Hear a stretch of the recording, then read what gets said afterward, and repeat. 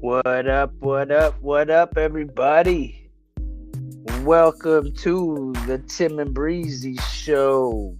What Ooh, up, Breezy? chilling, baby.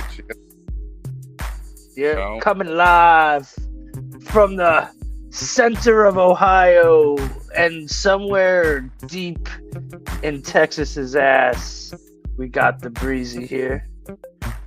I do. Get I deep mean, in you're deep in Texas. I just don't know where you're at. I would say the middle, the southwest. I could just say you're pinpointed somewhere around Austin. Should I just say that? Do you mind? it's Central Texas, center of Texas. Oh, so then I could say the center of Texas. I asked you that before and you didn't give me a direct. So then, all right, let me repeat this. Coming from the center of Ohio and the center of Texas, you got Tim and Breezy. What up, y'all? Is that What up? better? What up, Dan? Yeah, Danny yeah. boy, what's up, brother man? How you doing, man? Is the music too loud? Ah, not for an intro. All right, cool. But yeah, man, it's Saturday. We made it through the week. Um, it was a it's been a wild week. News, just trying to get everything together, figure everything out. You know, so. I'd be glad to just be able to. Why is this going again? I was like, that was perfect then. Be able to watch some football, the Super Bowl tomorrow, and just get super baked and Preach. freshen up for a damn good ass next week. Uh, So, what are you laughing at? I switched the cam. Jen's bent over the couch. I switched the cam over to her butt while she wasn't looking. I didn't get to see it. Oh, there it is. I'm watching on my laptop, so you're a little bit. It's a little bit behind. So, but yeah, today I don't know. I'm gonna try to let more people pile in before I start it because I don't want people to miss it, the beginning. So try to chop it up for a minute. Doing good, Danny. That's what's up. See if anybody piles in. If not, then we'll just get the show on the road. But yeah, Yeah. you know, Oh, dude, I other forgot to tell you, bro. So yesterday, remember how the air quality was crazy, stupid in Austin, and the yeah, whole dude, for dude. sure. So today, uh, it, dude, I got up to go to work. I was driving freaking down the road. It was kind of raining, and then it started coming down like harder. Like it was probably the third hardest rain I've ever seen in my life, and I mean, it was literally like being in a car wash, like in an automatic car wash. That's how bad it was. Like people were pulled over on the side of the highway, flashing their hazard lights and shit. Everyone was doing like um, 15 miles an hour down the interstate.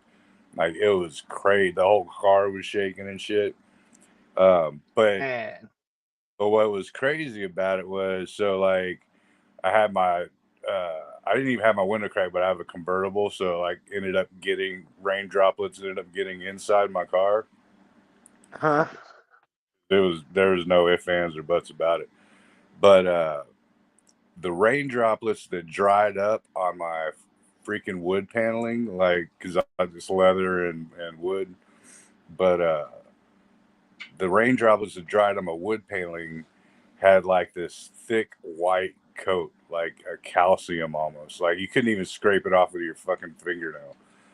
Like once it dried. So like I have all these white spots from natural fucking rain. It was crazy, dude. So, what do you think it is? Like some sort of calcium buildup, or aluminum or metal buildup, or what do you think it is? think it's whatever they bombed Austin with, and that's what caused that fucking rain. Dude, yeah. I mean, absolutely. That's the most toxic rain, dude. And when you get the masked yellow or in the red, like you were, bro, What? that rain that comes down, because whatever goes up must come down, right? So that all just sat over you yesterday and then came down today. Yeah, Jen just said right now that day before yesterday or whatever, she looked up and there's a checkered pattern in the sky over the gas station. Like, Yeah, yeah. They're on your ass. yeah, They're on they're your ass, Mr. Postman. getting that On serious. your ass. Danny, did you get to watch that press conference about the dude with the sheriff in Butler County in Dayton?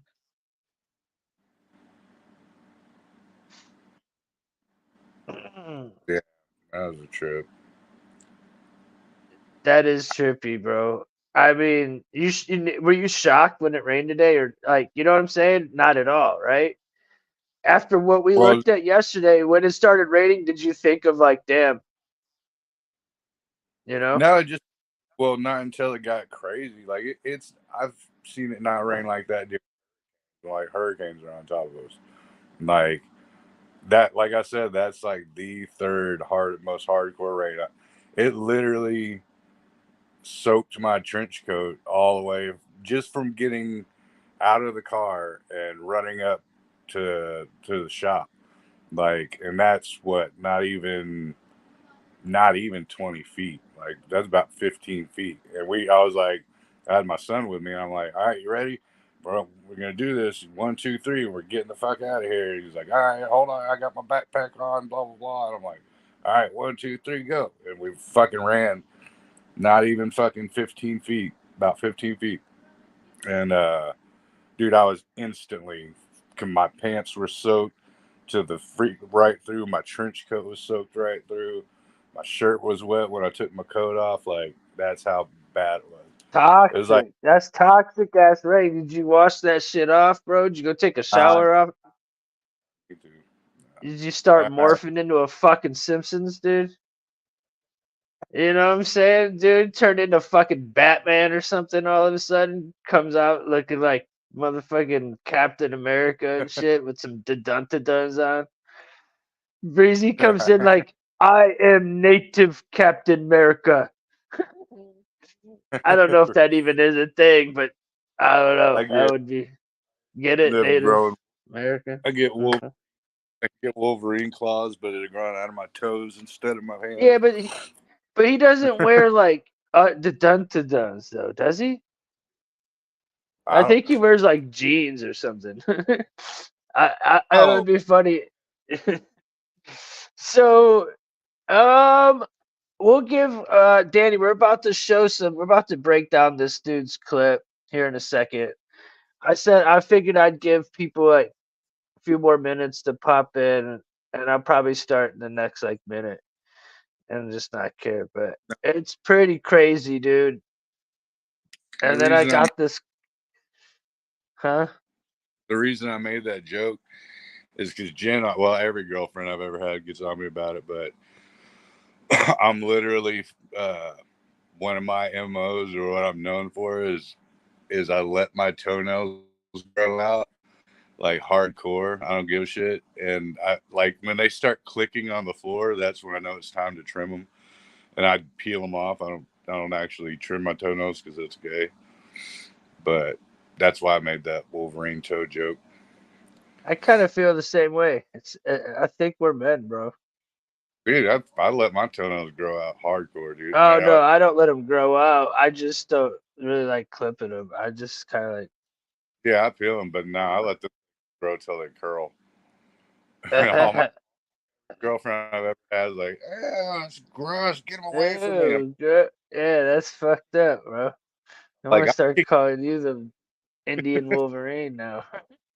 like in the shin. You'll I'm need to about to stitch. start calling you fucking Apache Wolverine, man. Motherfucker. So JD, man, did you see the this news conference I'm about to show? If not, get ready. It's a big eye opener. I say we do it. We're at the 10-minute mark. Let's start rocking this bitch out.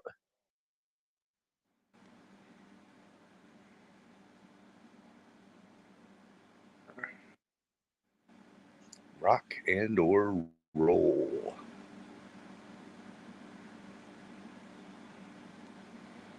This one's like it's 23. like 25 minutes. We're not gonna play the whole 25 minutes. Man, I mean, unless you guys want to, but I what I don't. do today? Okay, we're going to shut the doors.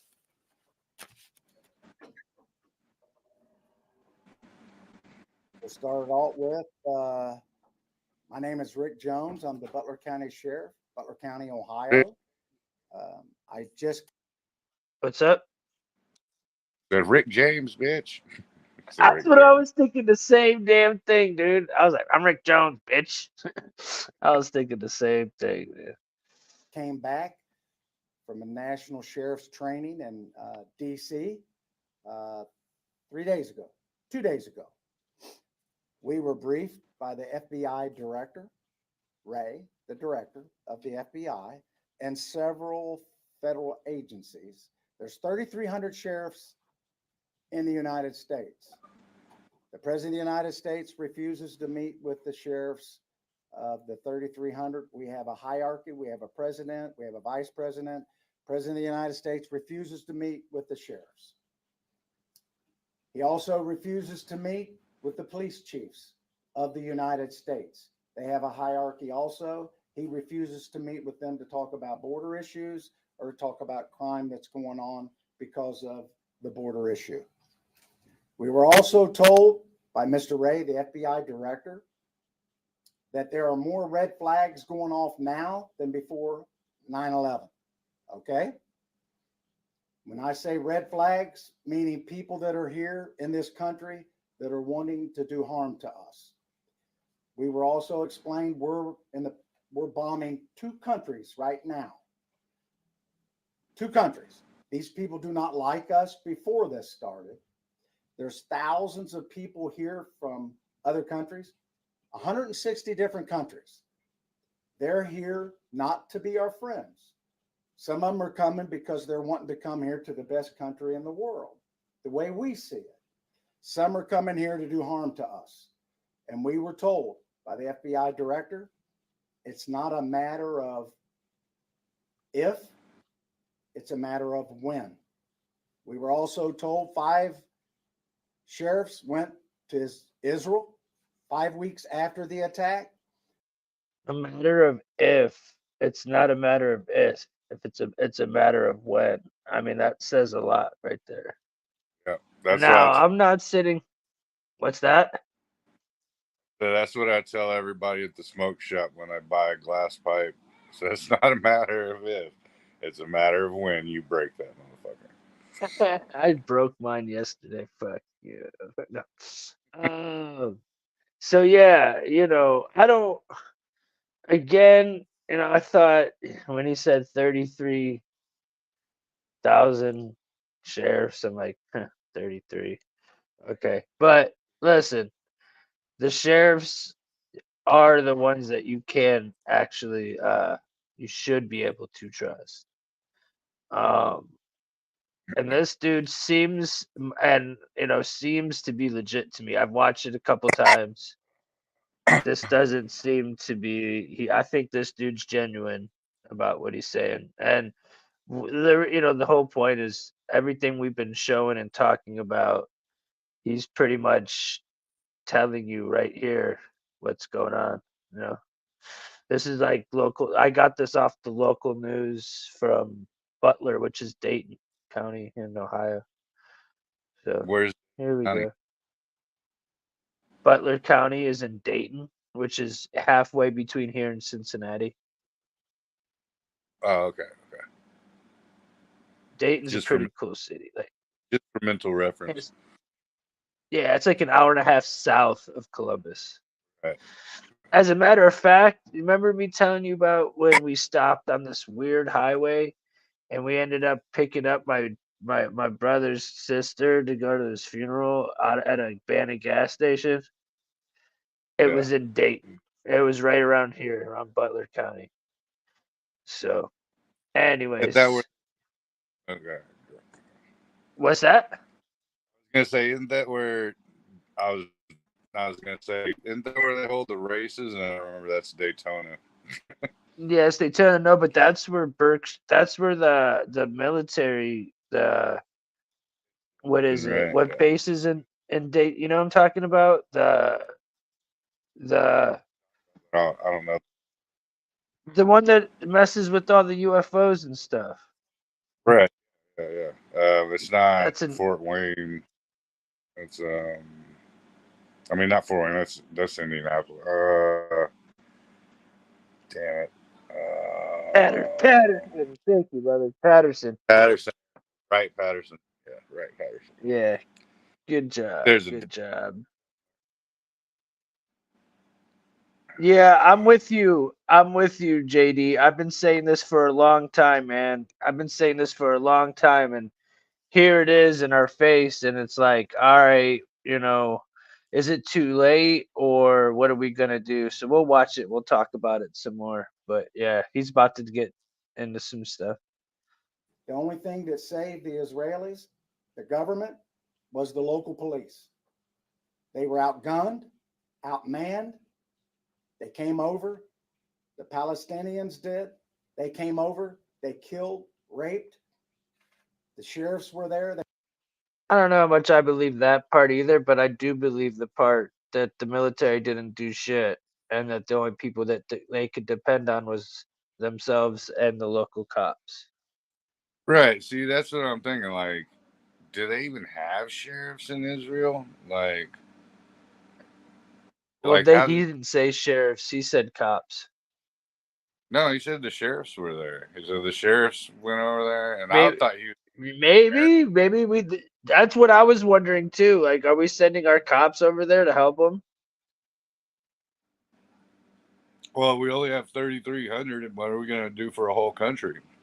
As Dude, far as you shit. We got millions of people, millions of trillions of dollars of debt, millions of homeless, but we're sending millions and billions of dollars to other countries. You got me. I don't know, bro. That's why we're having this conversation, right?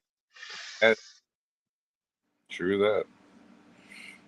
So yeah, man, I've heard a lot of Chinese are coming now too. JD.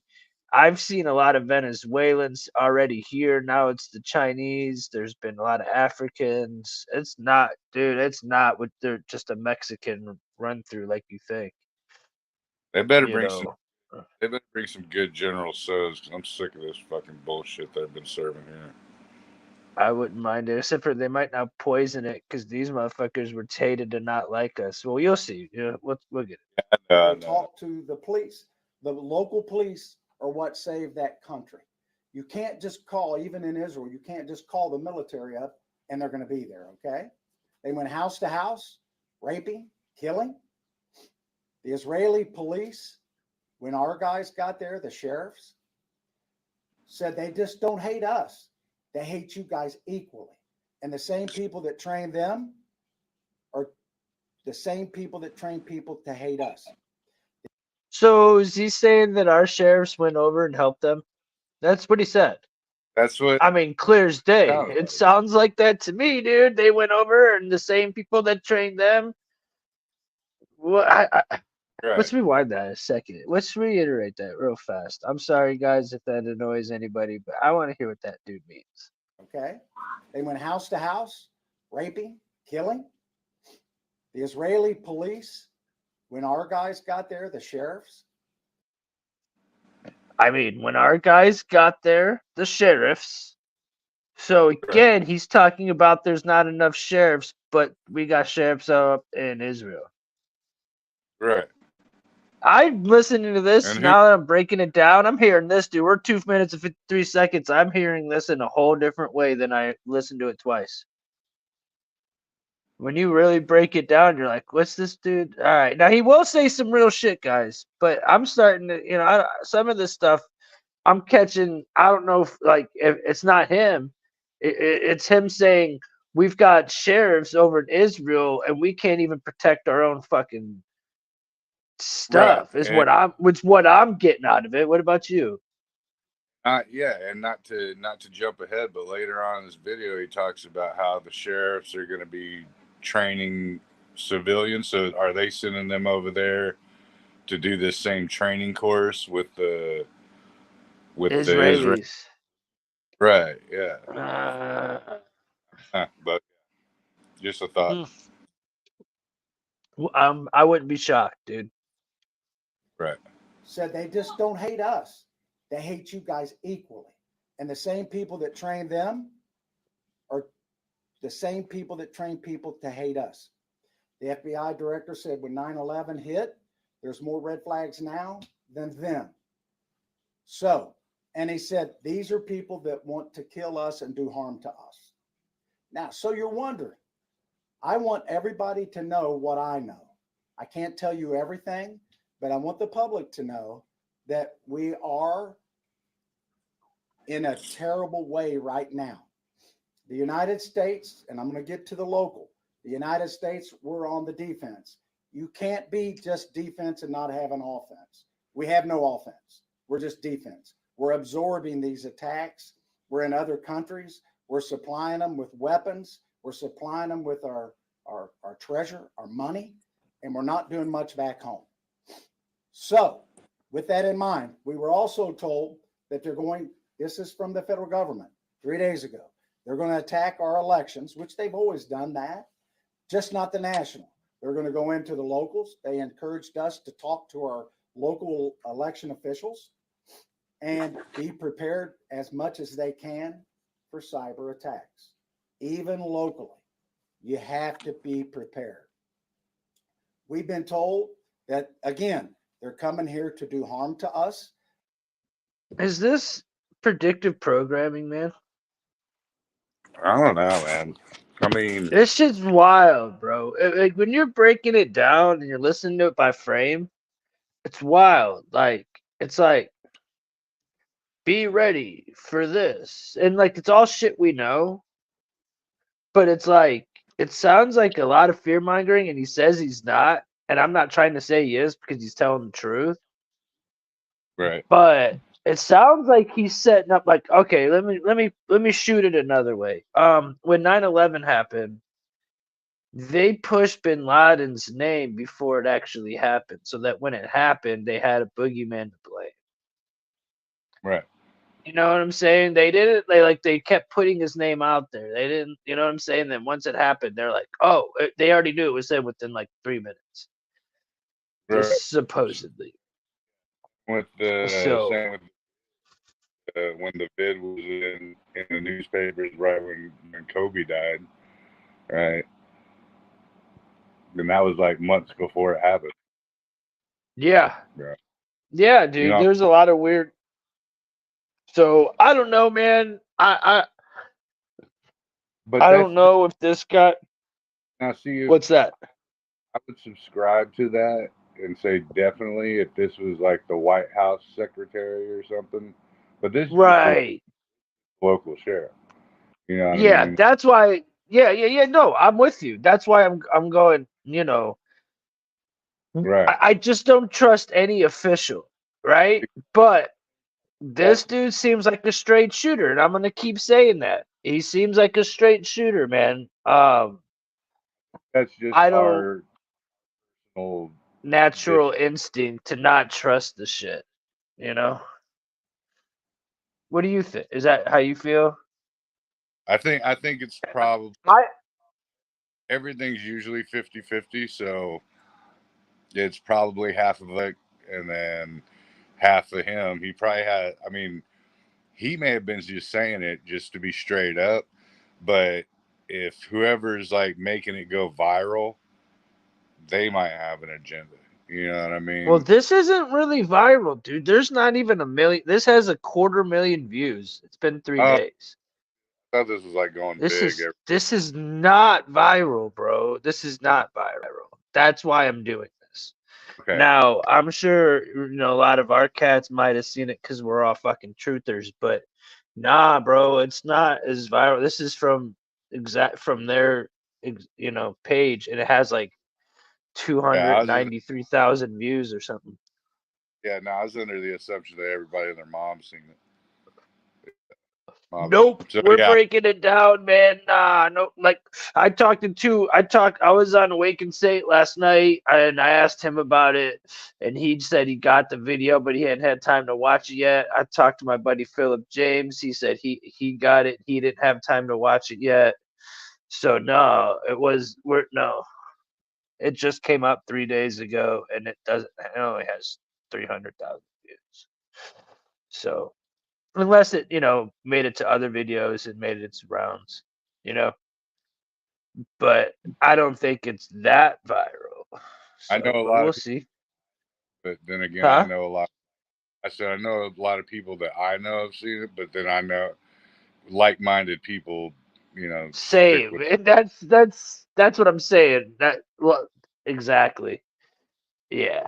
We're all in the same little zeitgeist, we all watch this, we all end up getting that.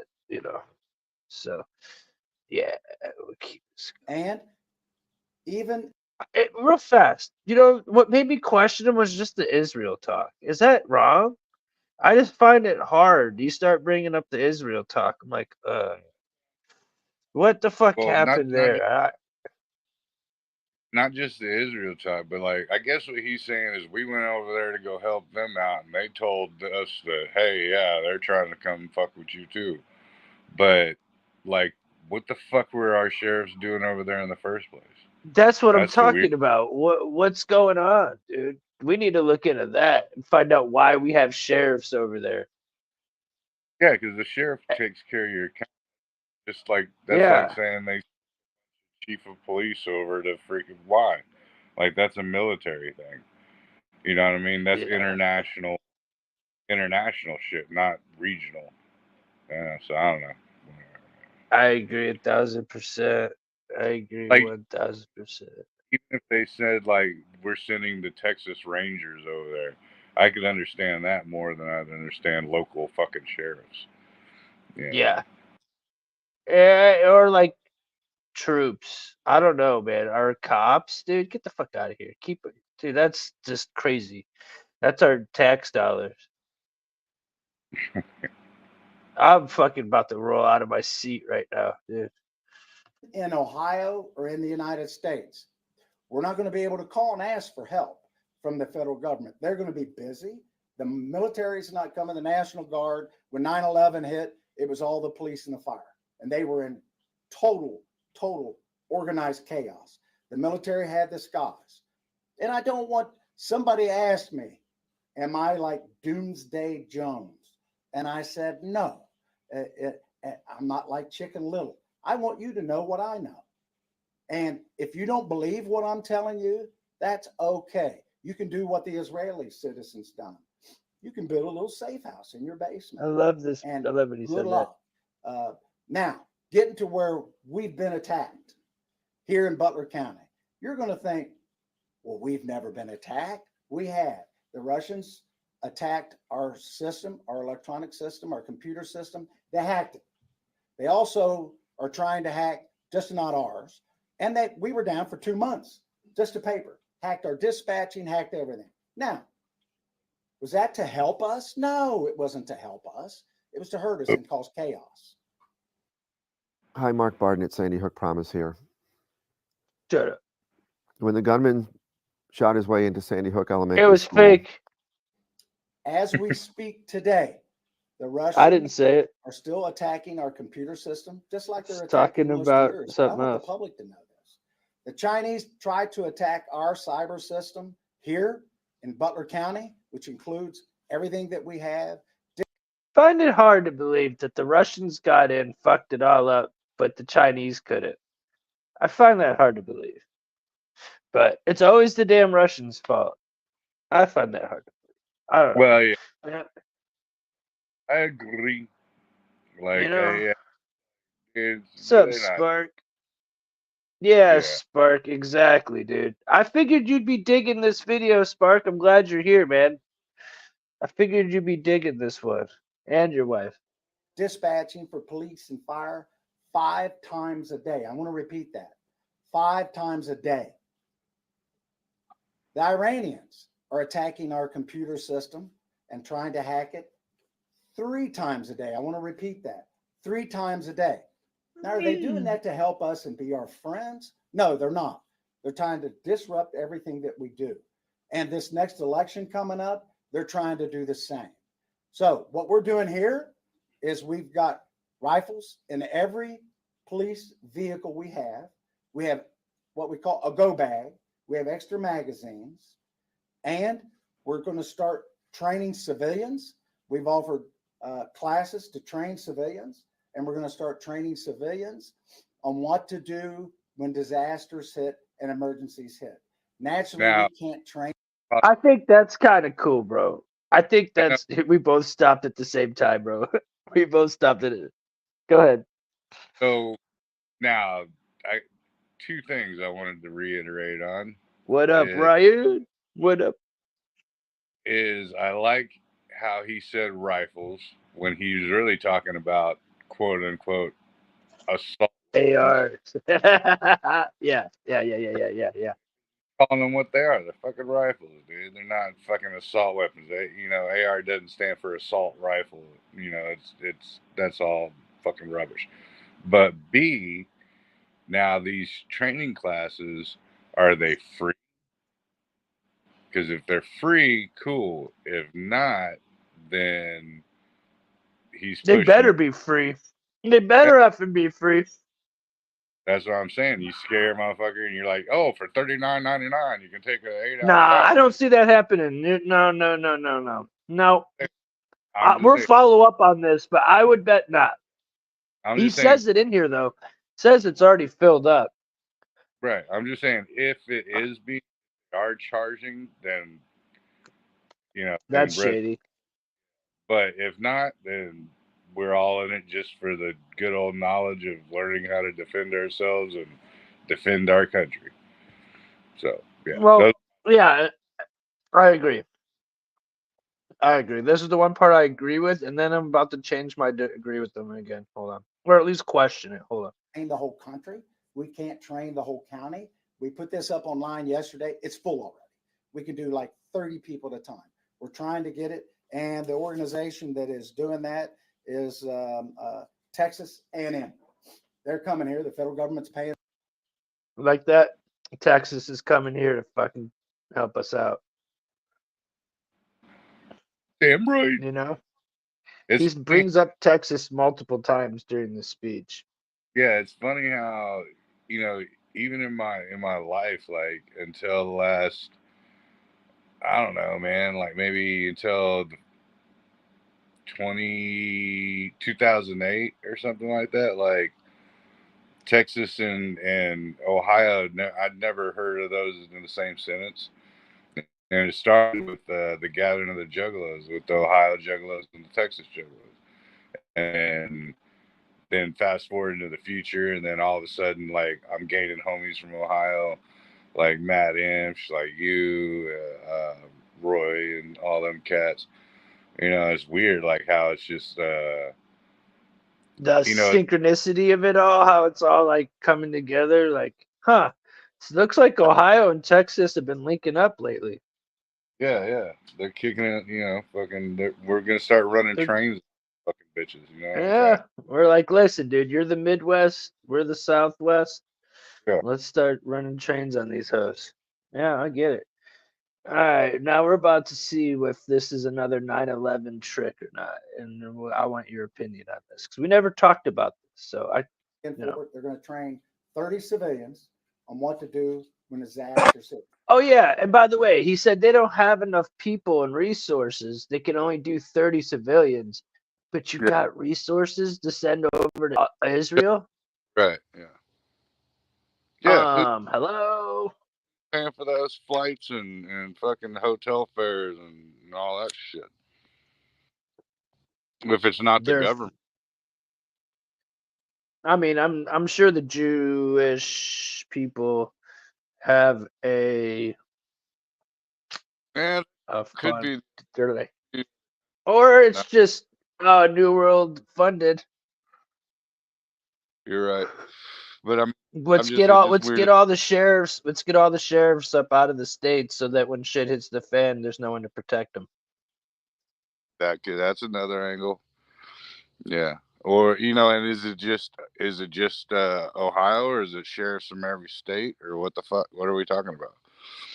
You know. Yeah, or is it? Yeah, I would imagine it's from every state, or is it retired sheriffs, or like, That's a, you I, know what I'm saying, or uh, like, like special sheriffs that do have that right to go out. I don't know, man. We need to look deeper into that because that's yeah. pretty foretelling. I really am very. We're 7 minutes into it, and I'm still wanting to know what's up with Israel. Not that I care about the Israel. I'm talking about why aren't they here?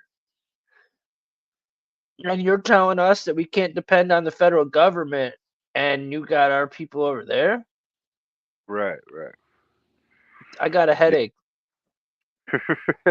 It gives me a headache. It's like, dude, and I know he's saying it's because of Biden, and then here we go with these lost things and shit. We're about to get into it. We'll get into it, but I 30 out of 400,000 people is not much. So we're trying to get more classes.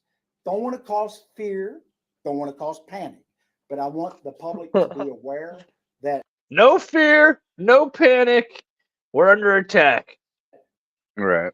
But that's how you got to be. Like in any of those situations. Yeah, no, I know. It's just kind of funny. It's like, Uh, I'm not going crazy as you're like screaming. You know what I'm saying? no, Like, I'm not not mad. Fuck.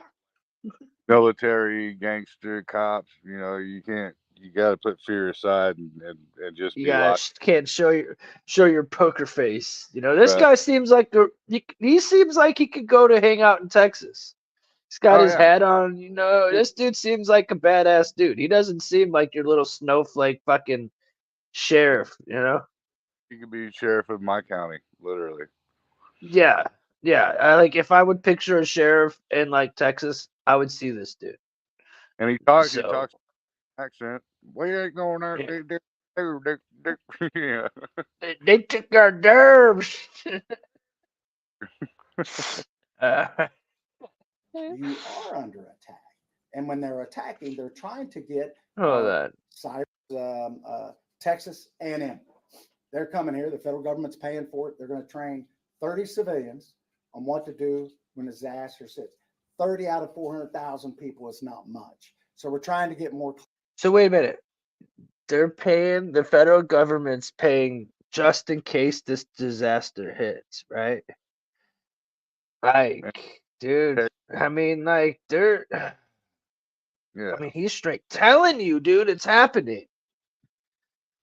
I don't know how much more I can tell you guys. Like, you got to read between the lines with this shit, because he can't just come out and say it blatantly. Right. And So also, you got to really read. And then, dude, it took me. I've watched this multiple times, and when I start breaking it down by sections, you really start to hear it. And I hope you guys that are listening are hearing what I'm hearing, because it's like, whoa. He's really telling you, and he's doing a good job at giving you the truth in plain sight without spilling it totally to get his head merkened off. I was thinking about that too. The word merkin, I'm gonna merk him. That has so many different meanings, dude. I was like, dude, because like, oh, I feel a little murky today. Oh, I'm gonna go merk him. Oh, do you have your merkum on? Your merkum, you know what I'm saying? Like, damn, there's a whole bunch of meanings to that word. yeah, Anyways, like Mopri, spirit. Mopey. Yeah. You know what Mopri is? What is it? It's actually a real thing, but it's from Revenge of the Nerds. They're like, what's that guy in for? He's in for Mopri. What's Mopri? Exposing yourself to a blind person. Like flashing a blind. That's funny. So then you If mope it, around No one's gonna care. Oh, because no one even cares. I get it. All right, all right. Classes. Don't want to cause fear. Don't want to cause Don't want to panic. cause But I fear. want the public to be aware that you are under attack.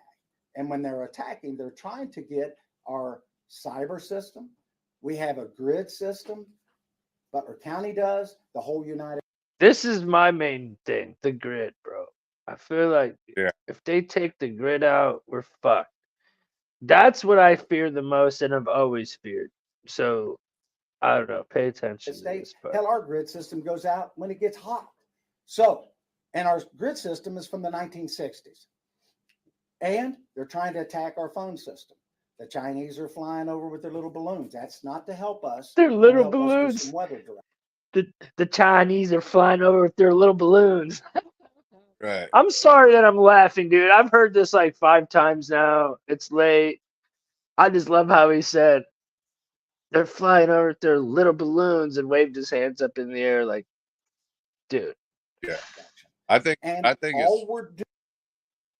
I think it's ironic how he said our grid system goes out when it gets too hot.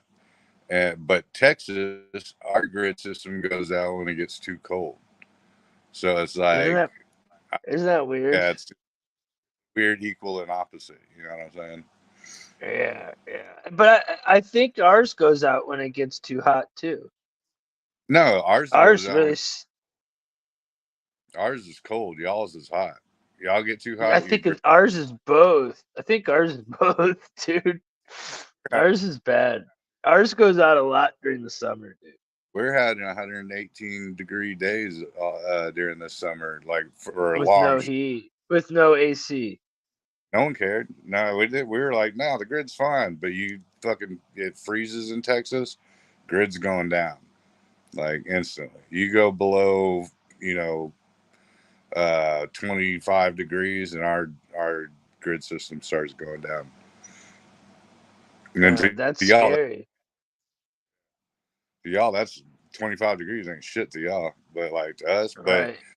if it got 118 in Ohio, like y'all shit's gonna go down. You know what I'm saying? Like, so that's weird.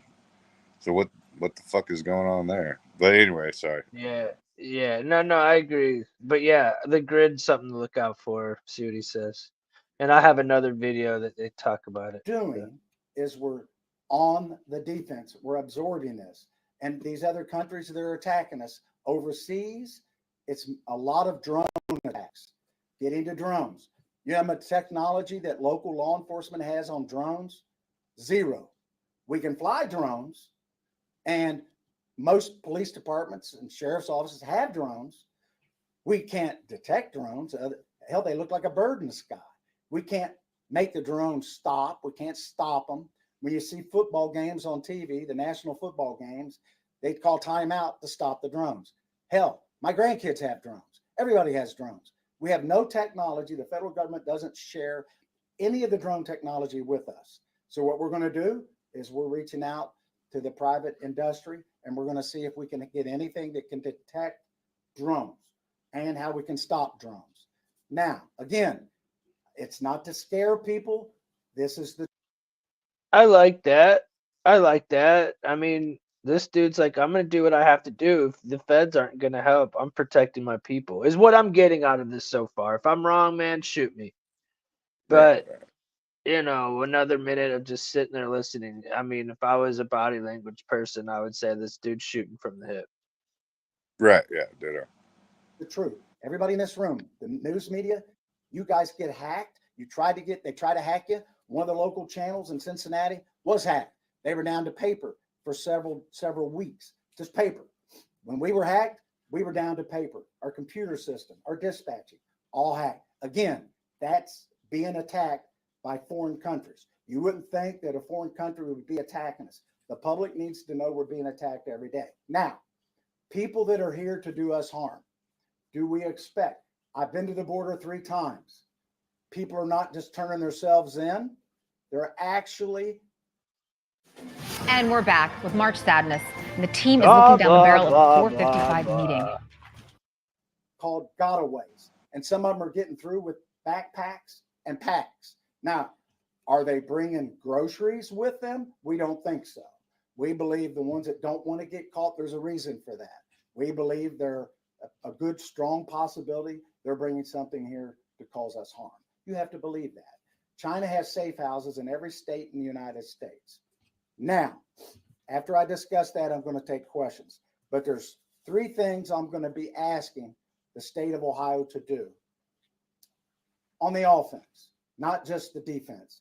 I've reached out to State Representative Sarah Crothers, and I've reached out to State Representative Cindy Abrams, 2 state representatives.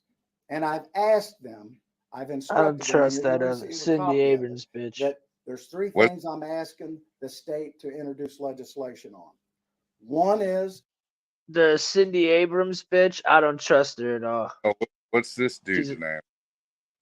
this dude that's talking right now. Sheriff. Well, Sheriff Jones. we made a joke about it.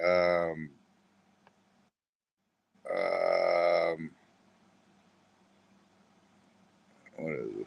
Butler County Sheriff. What? Oh, Rick Jones. Okay, hang on. You I'm keep Rick going. Jones, bitch. I'm Rick Jones, bitch. I'll be right the back. northern border. You think that we don't have a border, but we do. We border Canada. So what happens is the border security have been pulled, a lot of them, a large portion of them, quite a few of them, to go to the southern border. So what happens when we do that? Drugs are coming back across more the northern border. People are coming across. Why? So he's now saying because we sent a bunch of people to Texas. Are you there, Breezy? Yeah, I'm here. Is he not saying because we send people to the south, now the northern border's open and they're coming now over from like Canada and shit? Right. Yeah. That's what That's I what. just heard. Is that what you just heard? That, I'd never heard that the whole time I've listened to it before. Is that what you just heard? What yeah. That's happens is the border security have been pulled, a lot of them, a large portion of them, quite a few of them, to go to the southern border. So what happens when we do that? Drugs are coming back across more the northern border. People are coming across. Water and land. With that in mind, I want you to keep in mind, I'm asking that there be legislation introduced and that the governor appoint a task force to do interdiction on people and drugs coming in across our waterways and our borders into the state of Ohio. Texas has done some of the similar. So the fentanyl has decreased by 40% from Texas. And There you go with the Texas thing again. He's like, look, this is work for Texas. moved over to Arizona. So it's coming across. I was told 5 and 8 pills that are coming across and into this country have fentanyl in them. Diabetes. China helps the Mexican government with the fentanyl that comes into our country. Again, they're trying to help us out. They're our friends. 5,000 people die a year in Ohio, fentanyl poison. 100,000 die a year in the United States. Our government is doing nothing to stop it. We're on the defense. Number 1, that we have a border security task force. Number 2, I'm asking that the 2 state representatives introduce legislation that will also form a full-time 24-hour-a-day cyber security, not part-time. Every department has their own. We don't communicate with anybody. If we're going to be attacked, which we're getting every day, I assume everybody is. I'm asking that these 2 state reps introduce legislation that we have one cybersecurity czar that's full-time, nonstop, 24 hours a day. They're attacking us all. Third, very important, I'm asking that legislation be introduced like in Texas, that if you're pulled over or stopped in the state of Ohio, that there be legislation, the law changed, that you can be charged with a state felony charge of being here illegally, and you can be arrested and charged. Those 3 things. Now, Okay. I come to you not. I'll say this, dude. I was gonna bitch about him going to the feds and asking for this and that, but everything he asked for is reasonable. I was gonna be like, is this another like fear mongering so they can do some like, surveillance tactics on everybody, but that's not what it seems like at all. No. That's not what he's saying If, at all. if, I if you're misunderstood that. if you're here illegally, then you broke the law. If you break the law, you get charged with what you get charged with. And that's what it That's is. not asking a lot. That's what it used to be like 10 years ago. I don't know. 15 Yeah. years ago. 15 years ago here in Ohio, if you got pulled over and you were illegal, you were getting sent back. Straight up. That was just a fact. To alarm you, but to arm you. I want you to know what's going on. None of this I've made up. This is being told to us. And the reason it's being told to us, because 9/11, they knew it was coming. And none of us knew. No communications with local law enforcement. I said 15 years ago. I meant like 2007. I know for a fact. In 2007, they were sending cats back for fucking farting. Right 9/11, dude. Right after 9/11, you couldn't even get on a fucking Or plane or anything. 2008. Oh, yeah, after 9/11, you better not even put a dashiki on. Imagine walking around with masks on after 9/11, bro. You would be, oh, dude, all bad. I wasn't planning on watching this whole thing. Are you guys cool with watching it in the chat? I mean, it seems interesting the more I watch it, breaking it down. I'm cool with watching it as far as y'all are. Until it gets boring, I guess I'll just keep it going. What do you think? Yeah, it's whatever. I mean, we're already an hour in. So Are we an hour in? Holy yeah, we're shit. 51 minutes in. I mean, but if you want to jump on the other one, then jump on that. But if not, if No, they this one's better. This one's better. Danny said keep rolling. All right, Doug, I got you. We can't do anything with drones. We have drones. By the way, I have to keep breaking it up just so that we can use it for educational purposes in case they try to hit me with some bullshit. I can try to say that.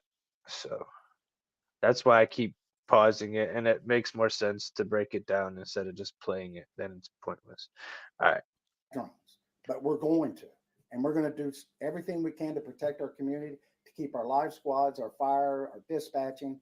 If you've ever lost your phone or your battery goes dead, everybody freaks out. Imagine if you can't use your cell phone. Now, again, they're getting into our cyber, and that's what our country, you can't pump gas without electricity. You can't pump water without electricity. So they're doing this to us. These are the three things that I'm going to ask these state representatives. I've been in communication with them. You can reach out to them. They'll be waiting for the conversation. And this is just a beginning. And again, I've instructed my IT people to start looking at ways that we can detect drones and what we can do to stop drones. I don't know if there is any technology. Our government doesn't even have enough. Now, I will take questions at this point. Any questions you got? Yes, sir. Good morning, Sheriff Jones. Yes, sir. It's an honor to be in your presence today. If given the opportunity to talk to the president through your organization, the Sheriff's Association, what are some of the things you would like to talk to him about? The question was, what would I talk to the president about if I had an opportunity to meet with him? I would ask him to please close our borders, help us out. It's not, they're not staying in these border states where they're coming across. They're coming in. Every state is a border state. Please help us stop the Chinese from bringing this fentanyl through our border and stop all these cyber attacks. They're attacking us all. And we have nothing. We don't have any technology to stop it. We're on the defense. The FBI director said for every one person we have in our government, I want to repeat that, every one person we have in our government that deals in cyber, the Chinese have 50 to 1.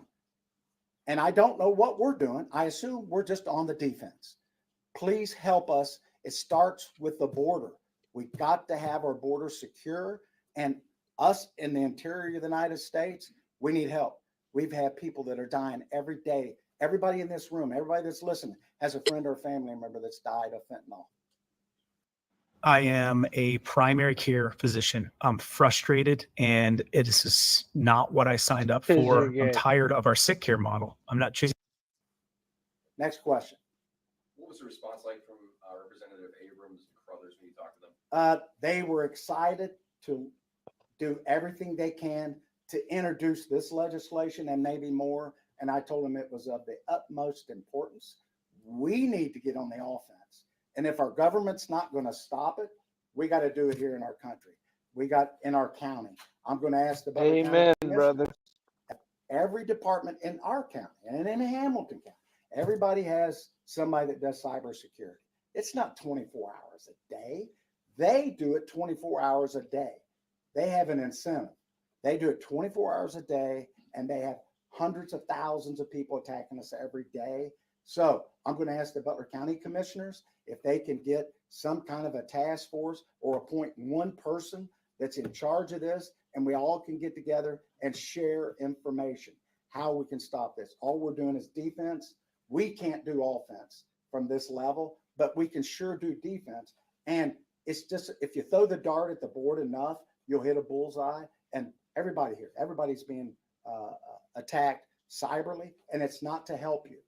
It's to cause you grief. It's to cause you not to be able to dispatch. And then they want money from you. They want a ransom. We didn't give them a ransom, so they released all of our information.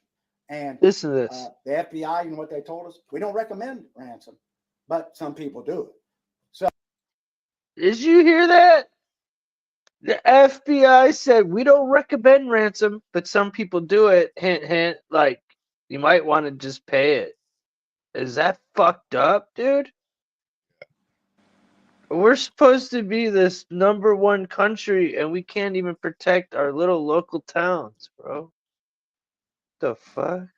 Like, even if that's what the FBI has always stood for, even like, because they're in charge of kidnaps, right? So if someone kidnaps and then they request a ransom, FBI, their instantaneous says no, that's their position on individuals. So why is it not their position on? It's their official position, but they're basically saying, hint, hint, wink, wink. Go ahead and do what they say. Negotiate with. Yeah, it's what he's saying right now. It's what he's saying. That's what he just said, dude. So, next question. You mentioned that you're going to have some conversations with the Butler County commissioners, but have you already shared with them what you learned in DC? I've shared with one of them what I've learned, and I'm going to meet with a group of them, and I'm going to tell them what I've learned, but they already see that by what you're doing here today, and the public's going to see it. We're going to put it out. We want everybody to know what we're doing, and everybody, we all need to be on the same page. We can't just have, I think the state of Ohio has a part-time person, a part-time group, and they meet on occasion. You know how much shared information we get from that? Zero. We should all be on the same information. I'm going to ask the commissioners to form a committee immediately and appoint or hire somebody. That's all they do is security, cyber security. Somebody that can do it, not somebody that's working in the parking garage and parking cars and they get. What's wrong with parking garage people, you hater? We're meeting with experts. They're fake or something? As we speak, and we're trying to share resources and gain more information. I'm not going to tell you who they are, but I want everybody to know in our country that I'm doing everything. Real fast, the parking garage people. There's probably someone somewhere in this country that works in a parking garage that could hack in and do more shit than any of the people this dude's talking about. Everything that I can. I'm one sheriff of 3,300 sheriffs, but I have a very large mouth, and I want everybody to know what I know. I want you to know what the FBI told us just 2-3 days ago. This is pretty fresh information. And if you don't think that we're under attack, we are. And we train for mass shootings in schools. We train for mass shootings in the malls, but we don't train for multiple shootings or multiple attacks. And the National Guard's not coming to your community to help you unless it's a flood or disaster. And you're on your own for about 7 days. And if you remember 9/11, which a lot of you don't, they were on their own. And the police is your last line of defense, police and fire. Damn right. That's crazy, right? He said right there. And he's right. The police and the fire are our last line of defense. And I don't even know if the police won't even be shit. I would trust the fire. I still over the police. Now, maybe some guys like this, but man, he's saying you're going to be on your own for a week. At least. If he's saying a week, I would say way longer than a week. So We're training right now for hazmat. We're the police, and we've been training for hazmat.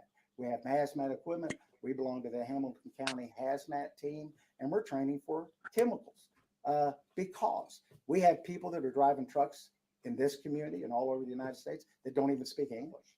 They can get driver's license. They can take the test. I don't know if they're here legally or not. So I give you that information. It's a lot to fathom what's going on, but I am asking that you put this information out to the public. The class that we had were full. It filled up last night, and we could probably do 5,000 people in that training. People want to know what they do when your cell phone doesn't work. If you've lost your cell phone in your house, you almost puke because you can't find your cell phone. Imagine not being able to use your cell phone, and imagine not being able to do dispatching. No electricity in the winter. I mean, not to scare people. It's not to alarm you. It's to arm you.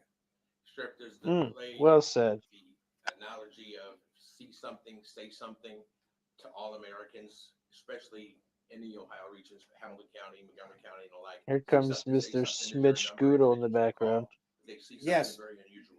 There is, You and we're see going to give that to something, you say before you. something. There's a number to call, and we had an incident a week ago, and we depend on the public. We put information out all the time. We communicate with the media. You help us get that information out when we're looking for when people are murdered and there's mass shootings and we're looking for suspects. We have to determine, can we put that out? Should we put it out? We need to put it out, and we depend on you to put that out. And if you do see something, pay attention to where you're going. Pay attention to what you're doing. Pay attention to who lives next door to you. And people are here to do us harm. And that's not a scare tactic. They are. They come across our border, and they're not coming across and all turning themselves in. These are people that are coming across to cause us havoc. You can't just be poor and walk across the border because you come from a poor country. The drug cartel controls that. They will kill you. You have to pay, either be an indentured servant or your family. They will kill you. And the Mexican government is not our friends. They're not here to help us. They're not in charge anyway. It's the drug cartel. You know, a lot of people think that in order to conceal carry, you're going to need a tactical belt and a set of jeans. Well, I'm here to tell you. That's facts, though. He's speaking truth. Bare necessities people need to do to be prepared. It's almost done, guys. Here, I'm going to tell you some basic things you need to do to prepare. Just like when the power goes out or there's a tornado, they always tell you to keep enough food and water in supply. And this isn't doom and gloom. This is common sense. You might want to look at, as far as your phones, if they're working, if you don't have electricity, they have batteries, but they're only good for so long. You might look at solar charging devices. You might look at some foods that you can get that you can just mix up, like when you go camping or survival. We're not to that point, but we need to be prepared, and you need to look at it. And you need to, most people would freak out without their cell phones. And if you can't dispatch the police, our towers are down, they're hacking our communication system. I mean, I'm not making that up. And they're trying to hack yours. They want us to be in chaos. They're trying to hack our elections, local elections. If local elections have issues, They want us to be in chaos. Well said. they always talk about the national, but they want you to feel it in the heartland. Really scare the hell out of you. Next question. You mentioned some of the training that your deputies are doing. Is there other additional training that you're looking to implement because of what you've learned? Yes, some of the training is the drone technology. We're trying to get that on our own because the government won't give it to us. So we're trying to get the technology there. We're looking at maybe squad training. We train for school What up, shootings, Joe? what to do when we get there, or mall shootings. We're going to look at things a little differently when we get there. Maybe squad training. We're going to ask the government if they can share with us, but they're kind of busy. They hire the wrong people. They're just on defense. They've hired like 35,000 IRS agents. Well, good for them. I guess they need more tax money.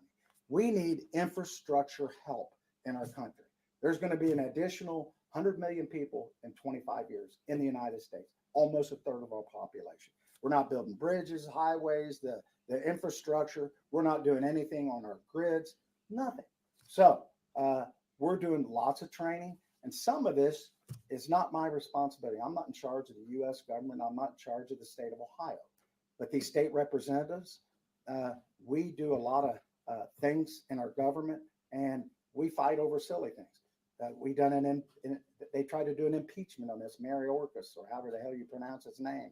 And there's a lot of important things to do, and nothing happens if they do that anyway.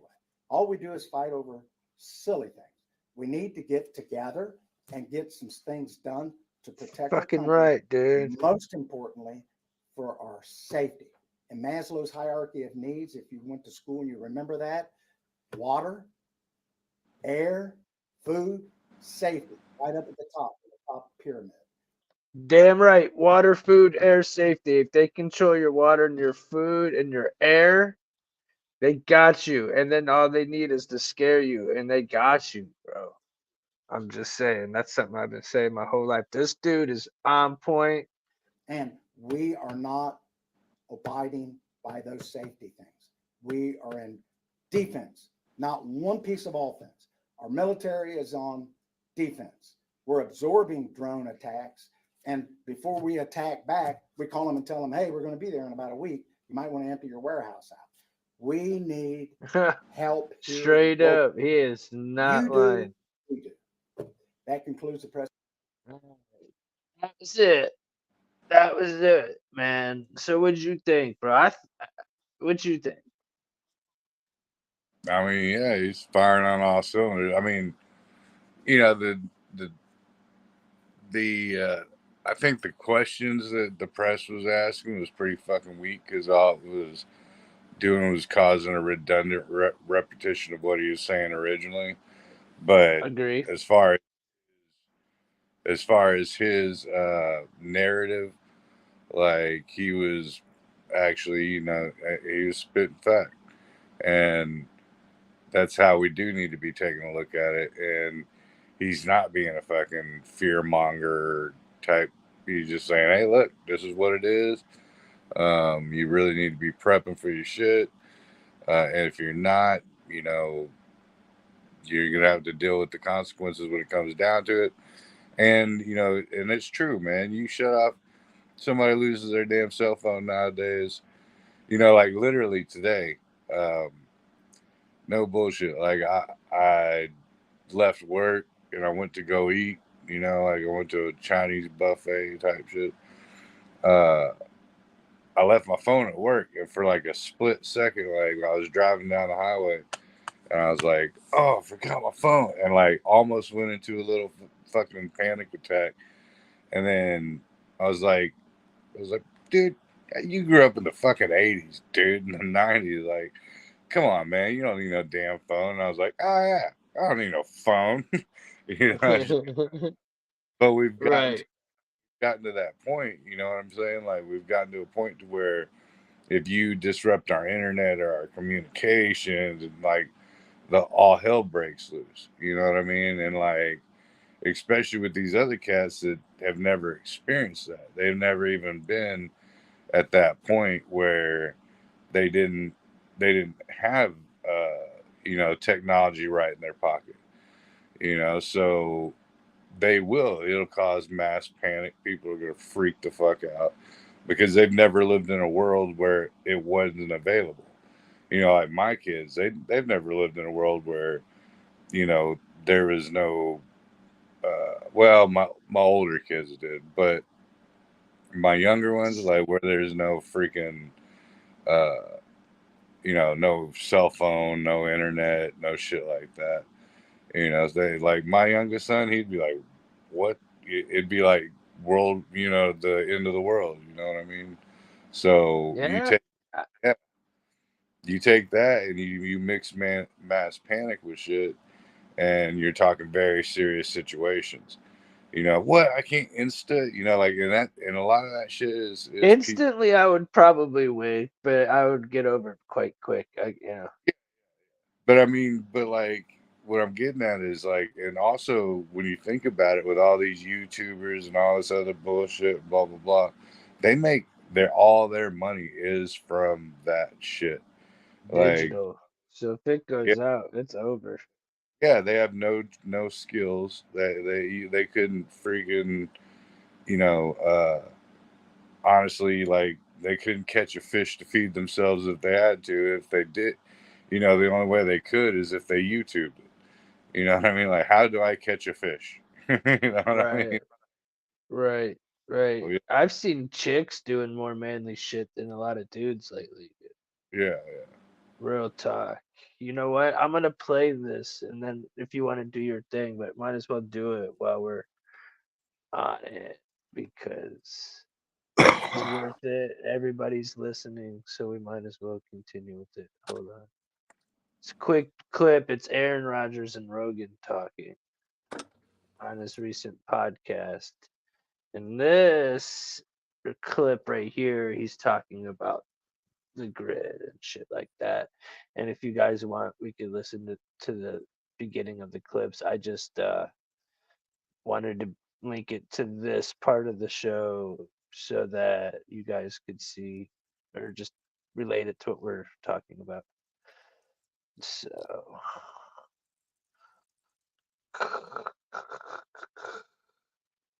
Jones was right meme. Like, you realize how many times that guy's been right? Like, how is he so weird stuff? Well, that weird stuff. Any documentaries, podcasts, and films that come from the book. Wow. She only has a 20-year sentence. A lot of weird stuff. Well, that weird stuff, it used to be so easy to dismiss. But now, it's the Alex Jones was right meme. Like, you realize how many times that guy's been right? Like, how is he so good at predicting all these things that are happening? Because the guy's balls deep in it all day long. Yeah. You could call him right now. It's like, I'm doing the documents. I'm reading the research right now. This is sick. This is what they're doing. This is the plan. I text him all the time. We text each other. Every time something's crazy, I'll text him. Like, what is this? He's talking about, I saw something he said the other day about, you gotta have your shit ready in case they turn the power off, turn the water off, do something like that. There's a lot of people that think that, including me. Because if I was a foreign government and I wanted to cripple America, I would kill the power grid. I mean, like, there has to be something that I don't know what it is. Aliens. I mean, it might be. Might be the only thing. It might be. I mean, it's interesting to see how much has changed, in that over the last, 15 years, just how people can talk about it now without being called crazy. Yeah. There's some disclosure. Mm-hmm. And the darkest theory is one that Lazar talked about. He said, all right, so wow, look where I stopped. He looks almost like a reptilian there. Look at him. Or he looks wasted, one of the two. He's probably one of the two. Or both. It could be a wasted reptilian right there. So what'd you think about what he just said? What do you guys think in the chat? What's up, Chinchy? What up, Luke? I mean, they pretty much just reiterated what dude just said, Right. Yeah. No, I think that's a very, very easily reached realization. You know what I mean? And it's not just even in this situation. Like, they pull that bullshit with like, oh, or we're due for a sun flare that'll knock out the entire communications, the electrical grid, blah blah blah. And it's not like the other dude was saying. It's not a fear mongering thing. It's an actual realization, whether it comes from what's going on currently or what it is it's basically saying we rely so much on technology and the electrical power system that we'd find ourselves literally in the dark if we couldn't do anything, if it went down. So, I think the overall message is, regardless of where it comes from or how it comes down to it, learn to find your way around in the dark and learn to be self-sufficient and not rely on modern technology to make yourself livable. You know what I mean? Like, it's just, it's real. That's just real It talk. seems like it's inevitable that at some point we're going to have no power. I mean, it's been talked about so much that whether it's almost been spoken into existence. It's going to Right. happen at some point. Yeah. Man. I Yeah. mean, like, really, dude. I personally have MRIs I got for Christmas from my dad, or I don't know what they're MRI. Yeah, Right. they're like, those Yeah. Our eyes. not MRIs. What are they called? Like the food things that last for like 10 years or 30 years or something, 50 years that you can get. MRE, meals ready to eat. MREs. That's it. That's it. My dad got us those for Christmas like a year ago, like last year, I think. Yeah, my pops, he does the same thing. He's got like one of the big ones is pinto beans, like, because you can store those things in like 5-gallon buckets for like fucking years. Get out of the way, moth. I'm going in the house. And son of a bitch got in anyway. And but there is, you start looking at it, and there is a bunch of ways that you still can house food and to keep you alive in case of natural disaster, in case of power going down, in case of enemy attacks or whatever. Dude, I got a oil lamp, bro. Yeah, like my mom got the whole fit. All my brothers and sisters, all of us, oil lamps. Yeah, so actually that way we can. Mine's hidden under that big scarecrow head over there. I got an oil lamp in there. I need to put it together. I'm a dumbass. I haven't put it together yet. Like, watch it go dark tonight or something. Like, can't even see it to put it together. Fuck. I got lighters. I'll figure it out. But yeah, man. I don't know. I just thought this shit was pretty foretelling what's going through, because I mean, you could sit there. I was getting old with reading the news and looking at the news, and I wanted to present this for the last couple of days, and I just didn't know the best way to do it other than just doing it. You know what I'm saying? There's no other way to present the truth and let your people know what's good without you doing it, you know? Yeah. Jen just came out and sat down and pointed at Joe Rogan's reptilian stoned face. I was like, what the fuck? Yeah, right? It looks like he's all wasted and shit.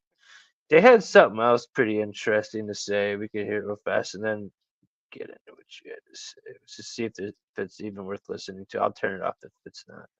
I do remember hearing it though. A long time ago.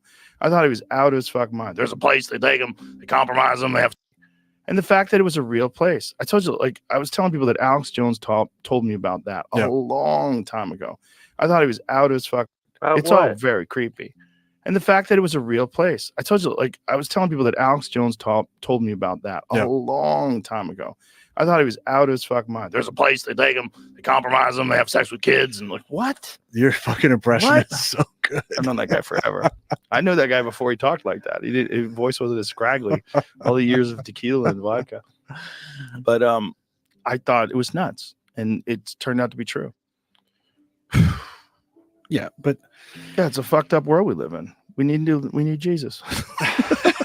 I think for real. Like, if he came back now, it'd be great. Like, Jesus, if you're thinking about coming back right now. This is why I wanted to go to the beginning. I want you to check what he's saying, if it's true or not, or if he's just deceiving everybody. Let me know. Let everybody know. Now's a good time. Yeah, pretty soon. Yeah. Now's a good time. We're kind of fucked. Well, there's a lot of people that think that might be coming. Well, it might be.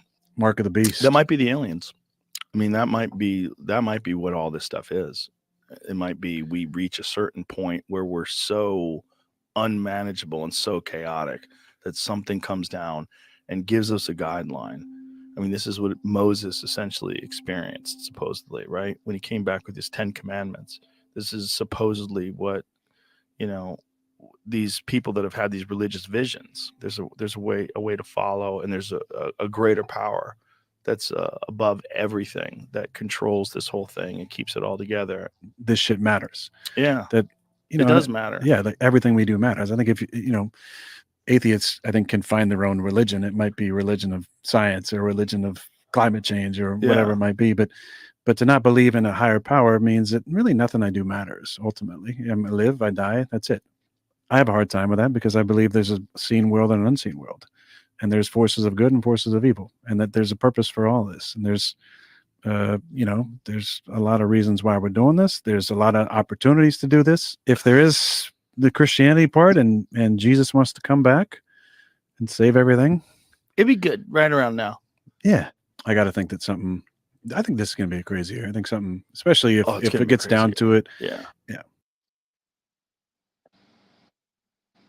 I don't know. What do you think? Yeah, I mean, I know what he's saying, but there in a lot of these, because there's a lot of prophecies that have to be fulfilled before Christ actually comes down for his second coming. A lot of those aren't fulfilled. A lot of them are. Would it be nice if the rapture was actually a thing and we just get taken up before this whole shit show turns into one? But as far as that on the religious level, I don't know if Moses was actually experiencing what we're experiencing right now, because this is a worldwide global thing. The Moses thing was actually just happening amongst God's people and amongst his chosen people at the time, before the Gentiles were actually included within the rest of the, and it wasn't even Israel because Israel didn't exist, but within the Hebrew belief system.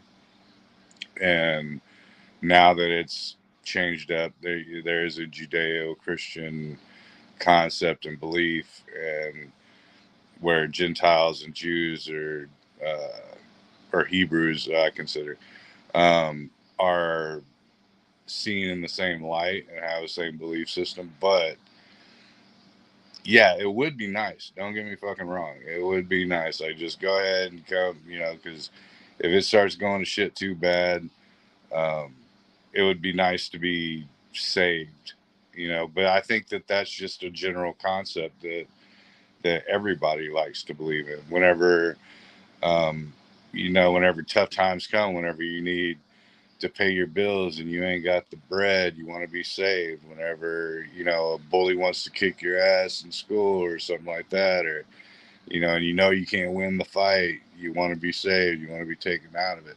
Seems So like now he's calling Jesus. Now, was he being sarcastic, or do you think he truly meant that?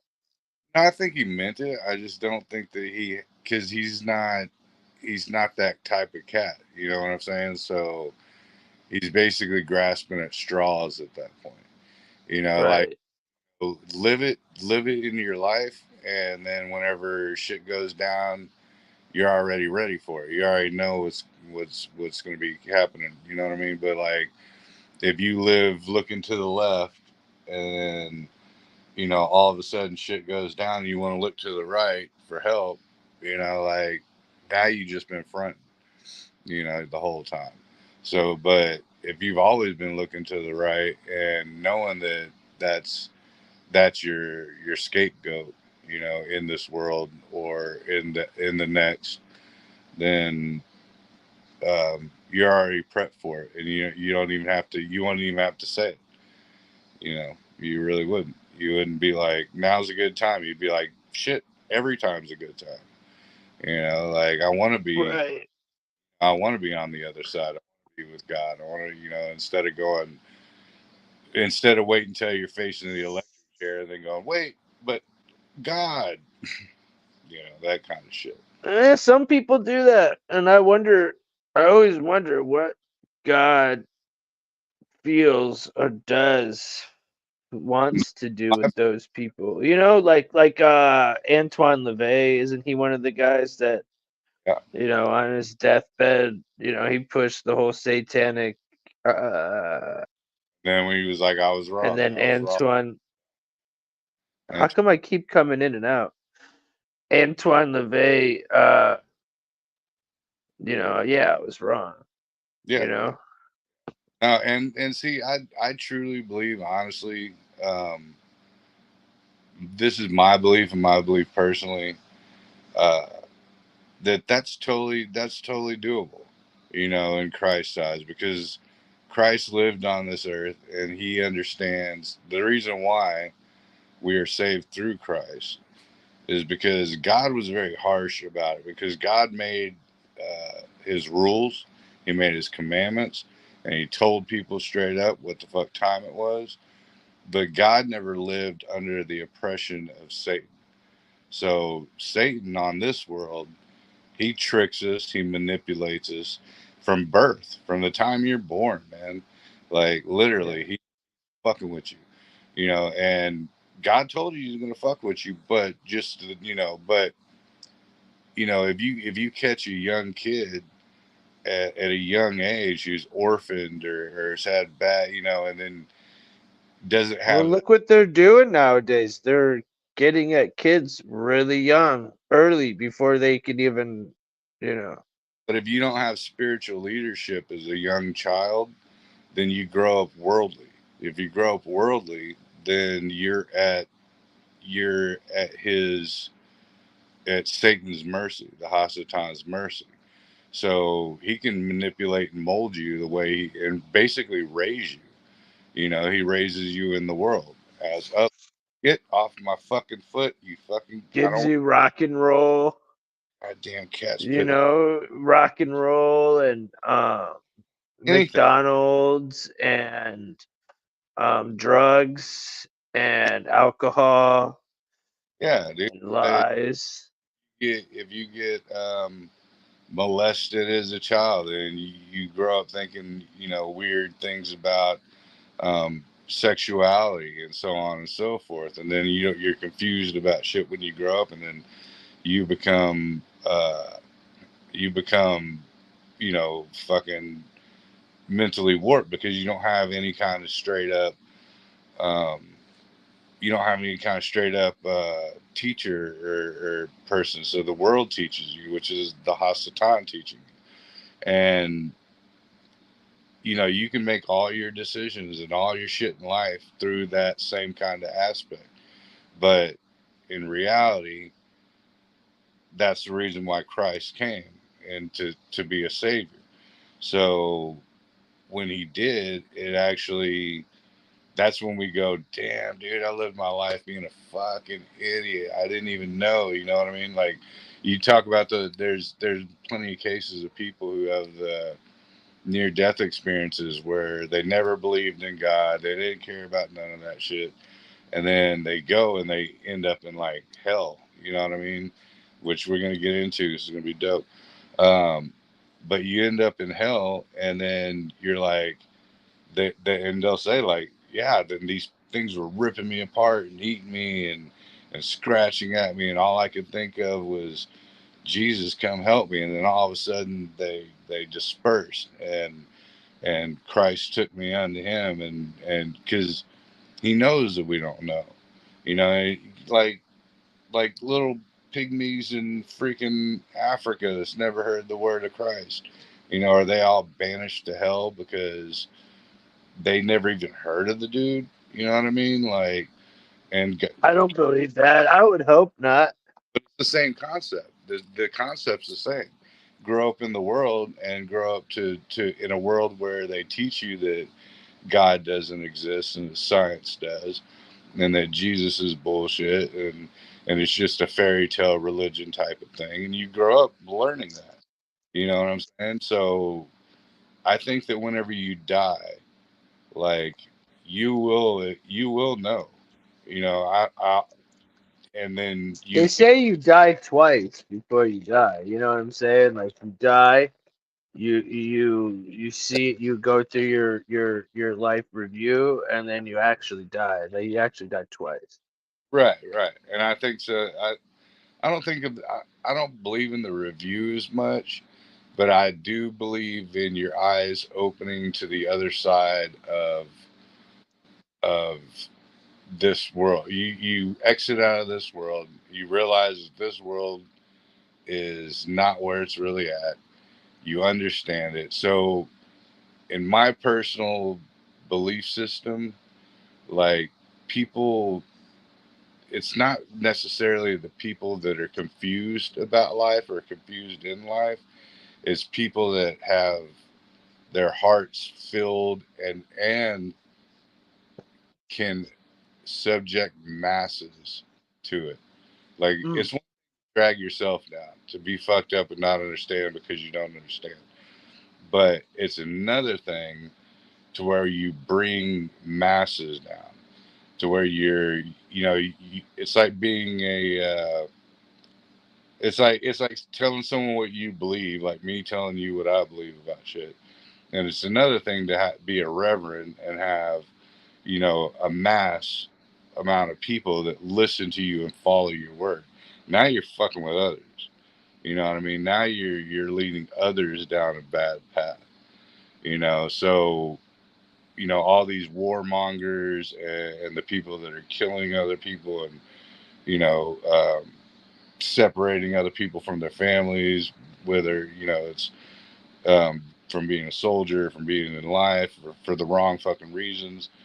Now you're you're influencing um, your bad material on other people. That's why when I get into subjects like that, I often say, don't listen to me. This is just my belief. I'm not telling you to fucking listen, because if you do, you never know. I could be wrong, and if I'm wrong, that's my issue with our creator. So I'm not. I'm just telling you what I think. Disclaimer type shit. But that's just me personally, man. I think that those seats in hell are really Ready? reserved. Yeah, they're not reserved for the masses, the confused masses. They're they're reserved for the people who intentionally know what they're doing and knowing what they're doing to the masses. So the leaders, the the world powers, the people that know, and they're like, yeah, I know exactly what I'm doing to people. I'm the Rothschilds and the Yeah. You see Genghis Khan definitely chilling in hell right now. yeah, exactly. They know what they're doing. They know when they're making a federal. They're trying to fucking corrupt the whole system and put the little man down. And they got a plan. They got an agenda. They're not going through life going, I don't know. Like I don't know what I feel about that. I don't know what I feel about what religion to choose. Should I be Catholic? Should I be Protestant? Should I, They said, ask me. Ask me. yeah, that's Ask me if I care. exactly. Yeah, they know they're intentionally. And that's what I believe blasphemy is: intentionally going against what you know about God and going against it and just being like, fuck you. I don't care. I'm doing what the fuck I want. And then you know what? I'm going to fucking take other people down with me. That's evil. That's pure evil. Not Some knowing. people actually have a heart. They do shit, but they actually, repent for what they do. Right, right. Yeah. No, and everybody knows. And that's a We real, all yeah, we all do. Who do you go to when even the most unreligious person, if you're dying, you're gonna cry out to God, and usually your mom. I've heard those two. that's the most said thing before someone dies is mom. Yeah, Mom, or God. because it's essentially the same thing. You come from your mom. You come from God. Is a creator Mm, is right. So mm. really, it It's ties like in you're going home. You're going home, right, or you're asking for help. You know what I'm saying? or it's the other God, or it's the other Father But that you it's don't want to go to. shown that people really naturally, unless you're hell bent on corruption and you're intentionally doing shit, then you're a baby in the world. You got a baby's mindset. You don't know what's going on. You might have followed someone because someone told you, hey, this is the way you do this, or this is the way you do that, or this is who you pray to, and this is what you do. But you're still a babe in the woods. You know what I mean? You're not going, I'm, you don't have an intent to destroy. You don't have an intent to corrupt. You're just in your belief system from what you were taught. You know what I'm saying? So that's my gig on it. But that falls into my little breezy story time hour is going to talk about. So Westfall, Westfall said, what about those artists who sold their soul yeah, to right. get a record deal? We've talked about this at nauseum. It's you know, Uh, they're going to hell probably. Man, I don't know, man. What do you think, Breezy? Like Juice World. biblically, He was 20 years old. You know what I'm saying? Or you know. so biblically, it's impossible to sell your soul to the devil because God actually says your soul is mine and mine alone. So you can't really do it.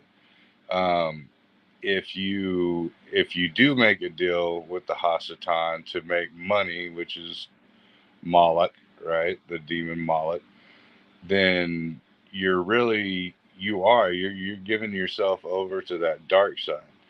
Now, whether once you cross the line and cross the border and get to the other side, and you realize how you fucked up and how much money really wasn't worth shit, and you're like, dude, I had no idea. I thought blah blah blah. Now, but how many people did you influence to how many other souls did you try to bring down? Now you're talking you didn't just make money, you made souls, which is currency for Satan.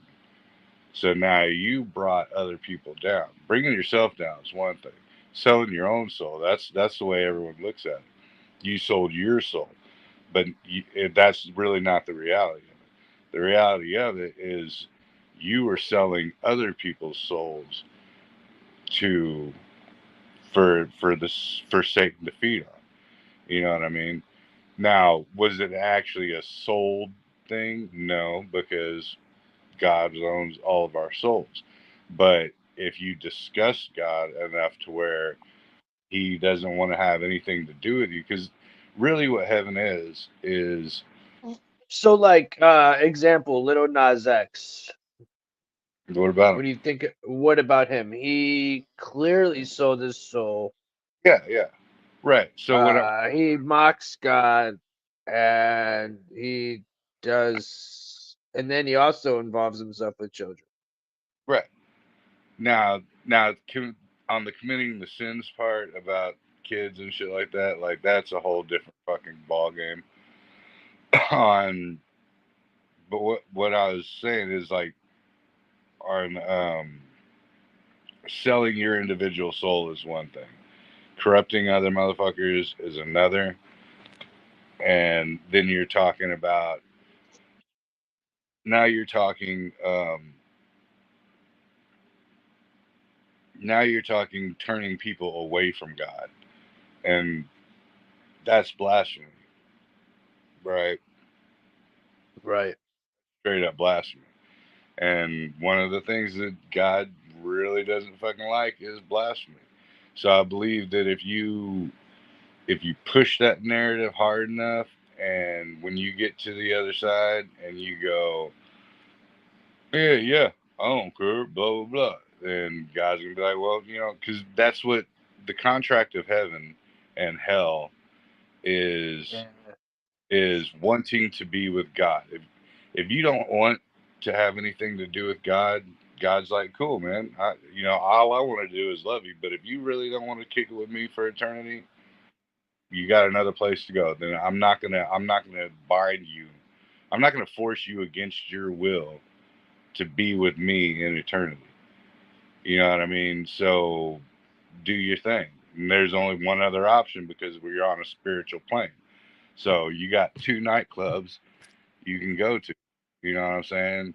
If you choose to go to one and you don't want to go to the other, then by all means, man, do your thing. But I'm offering you a place with me by my side in my club, in my mansions, the mansions that he built. You know what I'm saying? So it really just depends on, in the end, how stubborn you are to the fact of not wanting to be with your creator versus wanting to Live here on Earth. defy your creator. You know. Would you say? I have to read this verse. God's like, take it or leave it, hoes. I got mad love for you, but I ain't gonna chase you. Yeah, he's not a simp. That's a good one. God is definitely not a simp. He's like Money Mike, bro. Yeah. You know So what I'm saying? get down on this because this is going to take a good grip, man. 'Cause if I do it right. And that actually, this little medium talk lies in perfect with Breezy Story Time Hour. I say we knock it out. Fuck it. Do it. All right. So we're gonna do a little something different. Normally, I always talk about, um, conspiracies or history or whatnot. But I'm gonna bring y'all cats into, and if y'all know it, cool. If not, that's kind of the purpose of it. I know a lot of people who don't like to read literature. Uh, I do personally. Um, I'm a big fan of books, man. I always have been. I'm a big reader. And one of my most captivating books when I was younger was Dante's Inferno, uh, the Divine Comedy, and that's what I kind of wanted to do story time tonight with about it. And, How many people in the chat are familiar, or either read it or watched the Divine yeah, Comedy? yeah. When when I was young, man, I got into the Divine Comedy so much that I almost wanted to learn Latin so I could, and I kind of almost tried. I got like part of the way there. I was like, fuck, Latin's really hard to learn. I mean, it's not that hard because it is a Rosetta Stone, so to speak. Because Italian, um, Spanish, even Mexican style Spanish, like they all have that same root, like you got muerte, for death, blah blah blah. You got but it's just a very rhythmic language, and I think a lot of it has to do with frequencies as well.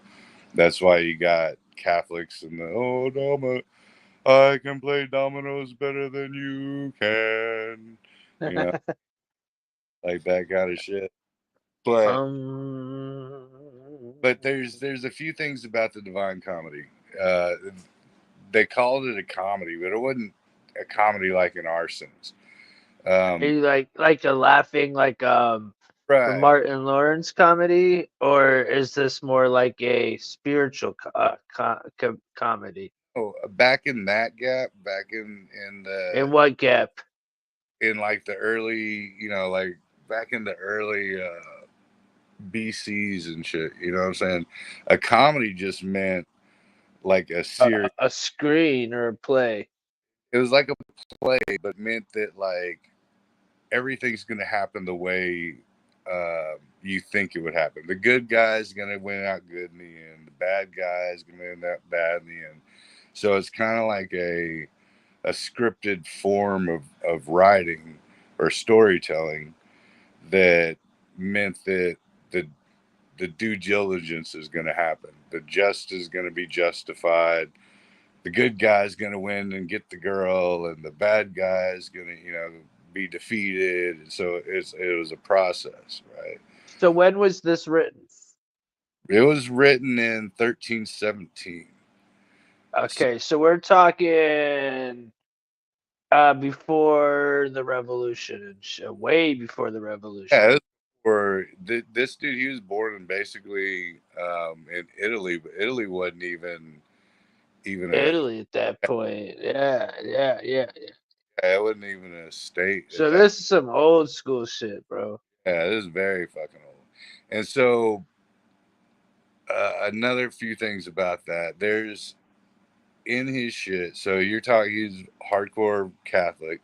Romans were ruling the empire at the time, and I'm taking y'all back so y'all can understand the mindset of this.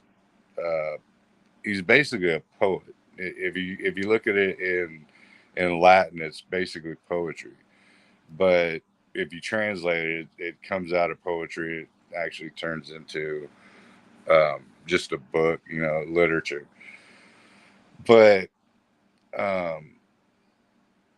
this cat was very so territories were very hardcore.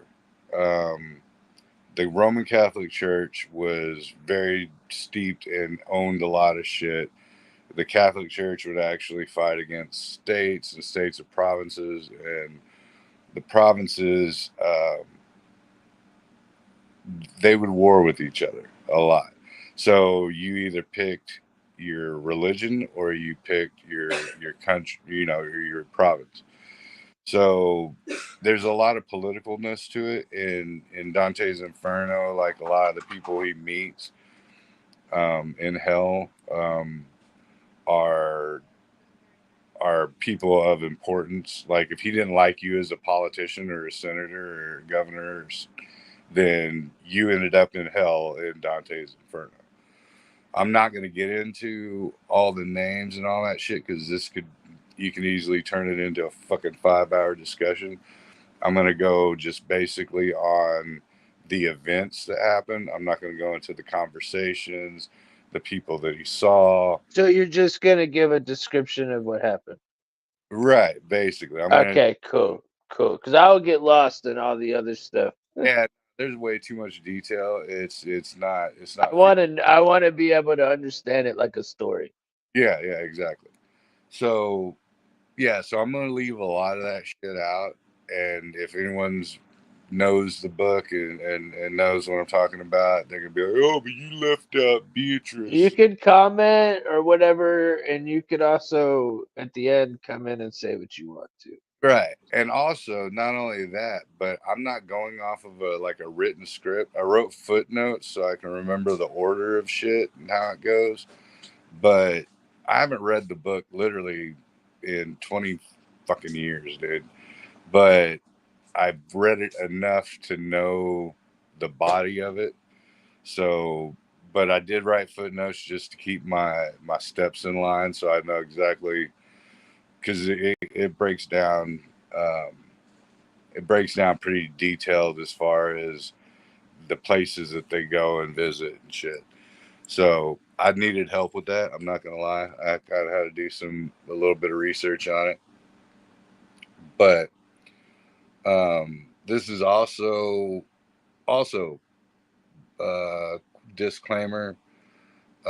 Back then, he's talking from a religious standpoint and from a state standpoint, or where he lived type shit. So there are things in it that are not PC. Like if you're a homosexual, you end up in hell. We'll see that. There's just certain shit like that. If shit that don't even really exist today, like back in the Gap, they used to be able to give a priest a certain amount of money, and you get a certificate to go to That's heaven. what my grandpa did. My grandpa said that he paid the priest basically. Right. Yeah. You pay the priest, and then you get My dad's stepdad. right. So there's shit like that in it that's not very and it's not really a thing today. So it's gonna sound weird, but overall, it's still a really cool book, and it's one of 3 books. So the Divine Comedy is actually the first book is the Inferno, which is hell, um, uh, Purgatorium, which is purgatory, and Paradisimo, which is paradise. So hell, purgatory, heaven, and 3 separate books all together. It was originally called The Comedy. He let another one of his homies read it, and he said it was so good that it should be called The Divine Comedy. So that's he renamed it to The Divine Comedy. Oh, I gotta tell my kid good night. Love you, buddy. Good night. See you after work. Or if y'all don't go to Nani's. Yeah. Oh, my bad. Fuck. Anyway, so alright. So the story here, we'll just start off with the story. So the story starts out. Oh, it's just written by Dante Alighieri. Dante Alighieri in 13. What's going on? Right. Anyway, just so you can know the author and shit. So Dante wakes up, right, like in this dark forest, and he's like trying to get his bearings. He doesn't know where he's at. He doesn't know what's going on, and he starts walking through the forest, and he sees this big ass mountain, right, and the mountain represents the path to heaven. And so he's like starts trying to climb this mountain, and these like wild animals and shit start coming down, like blocking his way. And he's like, yo, what the fuck? I can't, get up to heaven. What the fuck is going on? So he's like, all right, he backs out of it. And I'm telling you all this the way I remember it, the way I envision it, not the way it's scripted, not the way it's actually laid out. So what y'all are doing is y'all are taking an adventure with me in my mind, how I see the whole thing going down. Right. So he's like, yo, okay, all right, back the fuck out, all right, blah blah blah. So he starts going back through the woods, and he sees a figure, like a dude standing out there. And he's like, oh shit, all right, someone else. So he goes to talk to the dude. The dude ends up being a poet from way back in the gap in real life, called Virgil. And he was a poet pre-Christ era, right? So he goes and he's like, hey, yo, what's up? And, how can I get up to heaven? And Oh my god. he's like, you really can't. He's like, there's no way that that's happening. You're going to have to, God sent me here to show you your path, and you're going to have to go through hell, purgatory in order to get to heaven. But Dante's not dead. He's actually still a living individual, and Virgil's dead. So is he having a near-death experience? No, it's basically it was for him to see what happens and to share it to the world. That's why he used his own name. So like it's kind of like here's my message to y'all. This is what's going down in the afterlife. And this is what you need to be prepared for, type shit. So Dante leads Virgil leads Dante to a gate, right? This huge ass gate. And there's this long ass sentences, like almost a paragraph, talking about God and everything. But this is the origin of the term all you that enter here. Let's see. Let me check my notes exactly how it goes because I don't want to fuck it up. Abandon all hope, ye who enter here. right? And we've all heard that shit, but that's where it really comes from. It's like actually the last sentence of the paragraph, because it is like a huge thing, but I ain't gonna remember all that, and I'm not gonna write it down and waste anybody's time. So abandon all hope, ye who enter here. So they go through the gate, right? Instantly, he's like hearing um, all these voices screaming and yelling in all different languages, like, and it's just like mad commotion type shit. And he looks and he sees like a whole sea of people, you know, and they're frantic and they're running around and they're being stung by wasps, and they're there's like this flag or a banner in his world, but like there's this flag right going around, and Virgil's like, yeah, these are, we're not even in hell yet. He's like, these are just the people that don't believe in anything. They didn't believe in doing. They're not bad. They're not good. Some of them are just people that weren't baptized. Some of them are people that didn't know who Christ was. These are just, you know, like regular cats. Um, and he's like, when Christ came down and came through the key, you know, took the keys of hell. This is where like Moses and all those, because they weren't allowed into heaven because they didn't believe in Jesus Christ. You know, because we're talking Catholic faith, we're talking back in the And day, they were before Jesus. right? So there was no Jesus, so they weren't saved through Jesus. But when Jesus did come down and did die, he took like the big dog, the religious big dogs up, right? And he's like, yeah, man, this is where, you know, this is where I kick it too. He's like, because I was born before Christ, so this is my hood, you know what I'm saying? And Right. yeah, and so he's like, what the, you know, Dante's like, he's immortal, so he's like, he's amortal, not immortal. So he's scared as shit too. You know, he didn't know this is all like freaky as hell to him. And so Virgil's like, nah, come on with me. Just come on. We'll keep walking through the crowd, you know, blah, blah, blah. So they get to a river, and that river was called, if I ever boop, boop, boop, deep, deep, deep. Acheron, right? And so they come to the river Acheron, and this is basically the border on the entrance into hell. So the boatman comes up and he's like, nah, you're not getting on the boat, or I'm not taking you across. He's like, you're alive. We only you're not allowed on the other side. You know, it's only dead people thing. And Burrs was like, well, man, look, we're on a mission from God. God said it's cool. And he's like, all right, whatever.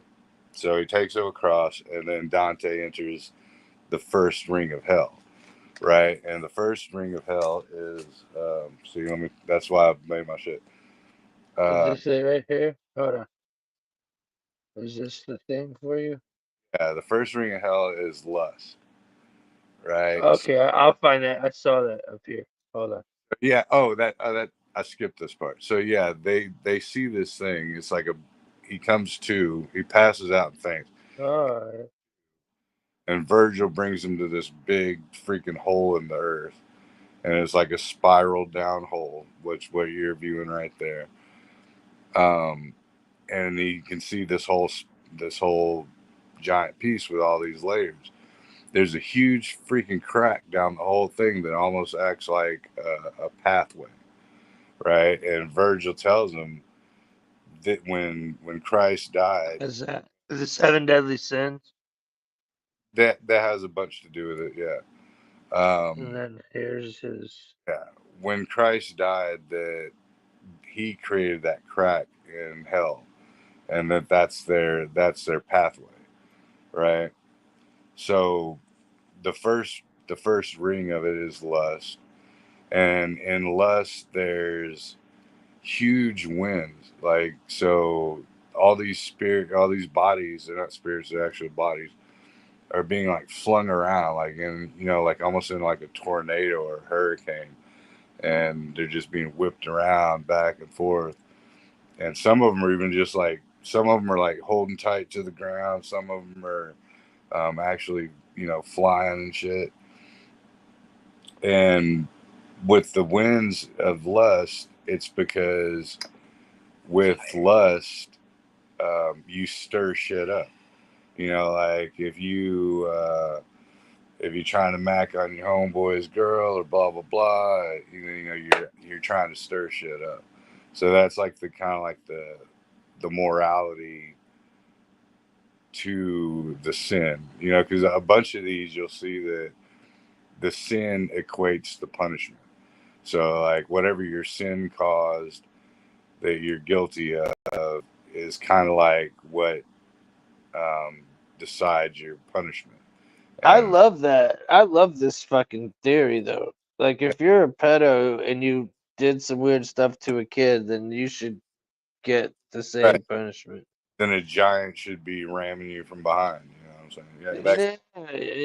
Yeah. Something. Mhm. So, so in this and in all of these levels, he sees like public figures, like in Lust. I think he sees like Cleopatra and people that used um, sex and stuff for their own benefit, as far as you know, political benefits, or just for just being a lustful motherfucker. So there are, and in each one of these, he does talk to all these other individuals. Like he goes and he talks to him. He's like, "Hey, why are you here? What's going on? What's the deal with this? Blah blah blah." But I'm not going to get into all that. A, because I don't remember all that shit. B, because it would fucking Take stretch. too long. Yeah. Yeah. So anyway, also there's in every one of these transitions that where they're going through the levels, there's always a fucking river. So there's a ton of these rivers. So when I say that they're like walking to the next one, usually they're following like a river bank or following a river or crossing a river or something like that. But I'm just gonna say they kept going and went to the next spot, because that's not exactly relevant as far as the storyboard is concerned. So he checks it out. He's like, "Holy shit!" And he actually falls out. You know, he passes out because it's like his physical mental nugget can't take what the fuck is actually going on around him. So uh, he ends up going to the next level. Um, Virgil carries him down to the next level, and it's the level of gluttony, right? And so in the level of gluttony, it's raining, sleeting, and snowing constantly, never stops, you know, for eternity type shit. And he's like, "Yo, you know, what the fuck?" You know, he's like grasping all this shit in. And then he sees all these souls running and miserable and running in terror and just running around in circles type shit. And he sees this big fucking three-headed dog, you know, that's bigger than a person, you know, and it's running around and it's just like thrashing and eating and biting and pulling apart and tearing these people apart. And then as soon as they're torn apart, they get formed back together again, just to be, you know, just to be torn apart again. And what that's representing on the gluttony is the fact that you're eating and consuming constantly, and now you're being eaten and consumed constantly. So it's a revenge type thing, you know what I mean? Like, oh, you wanted to do that with food, or you wanted to do that with whatever substance. Now it's being done to you. You're being used, eaten, and consumed over and over and over again for the rest of your eternity until Judgment Day. There is an end to it. I'm not going to get into it, but for each one of these levels, also there's a this is what's going to happen whenever Christ comes back again. and these are going to be transformed into other stuff. But like I said, it kind of gets away from the actual point of it and the points of the system. Like I think that those people, for example, if I can remember correctly, they get their bodies back, but I think they like never get to eat or never fulfill again, and so they starve or some shit like that. I could be wrong. Don't quote me on it. But yeah, so there is like a end to this hell, but and for each one of these levels, there's a certain thing that transpires, and it kind of makes it turn to that kind of twist. You know what I mean? So the dog Hold actually, on, Bubba. Oh, the, sorry, I didn't have it on mute. the dog actually, it has a name. He borrowed a lot of shit from Greek mythology as well. Let's see, where the hell is his name?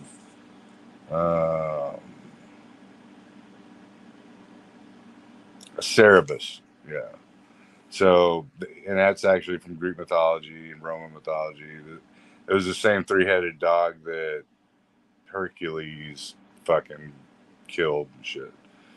But anyway, so that dog is like and it spots him, and it's like charges. It's like, oh, I'm gonna get y'all too.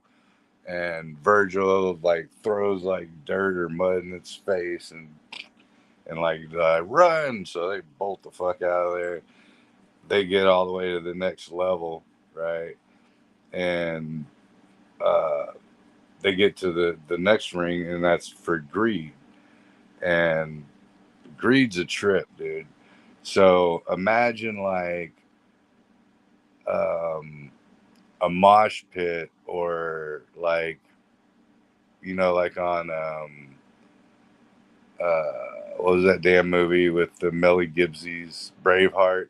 Like any of those war movies where you see just everybody running at each other, and they clash, and it goes all to hell.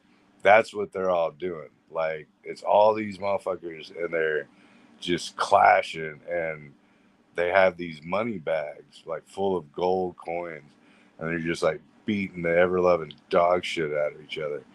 And they've been doing it for so long. Yeah, Cerebus areas. They've been doing it for so long that like he's like looking around, for someone that he recognizes, but they're all unrecognizable because they're like just fucking each other up, ripping their faces off, and just beating the shit out of each other. I think there was. Let me remember.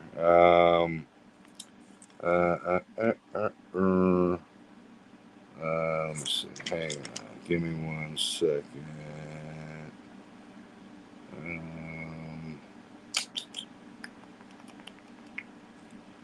Uh, yeah, no, they're just beating the shit out of you. That's basically all it is, right?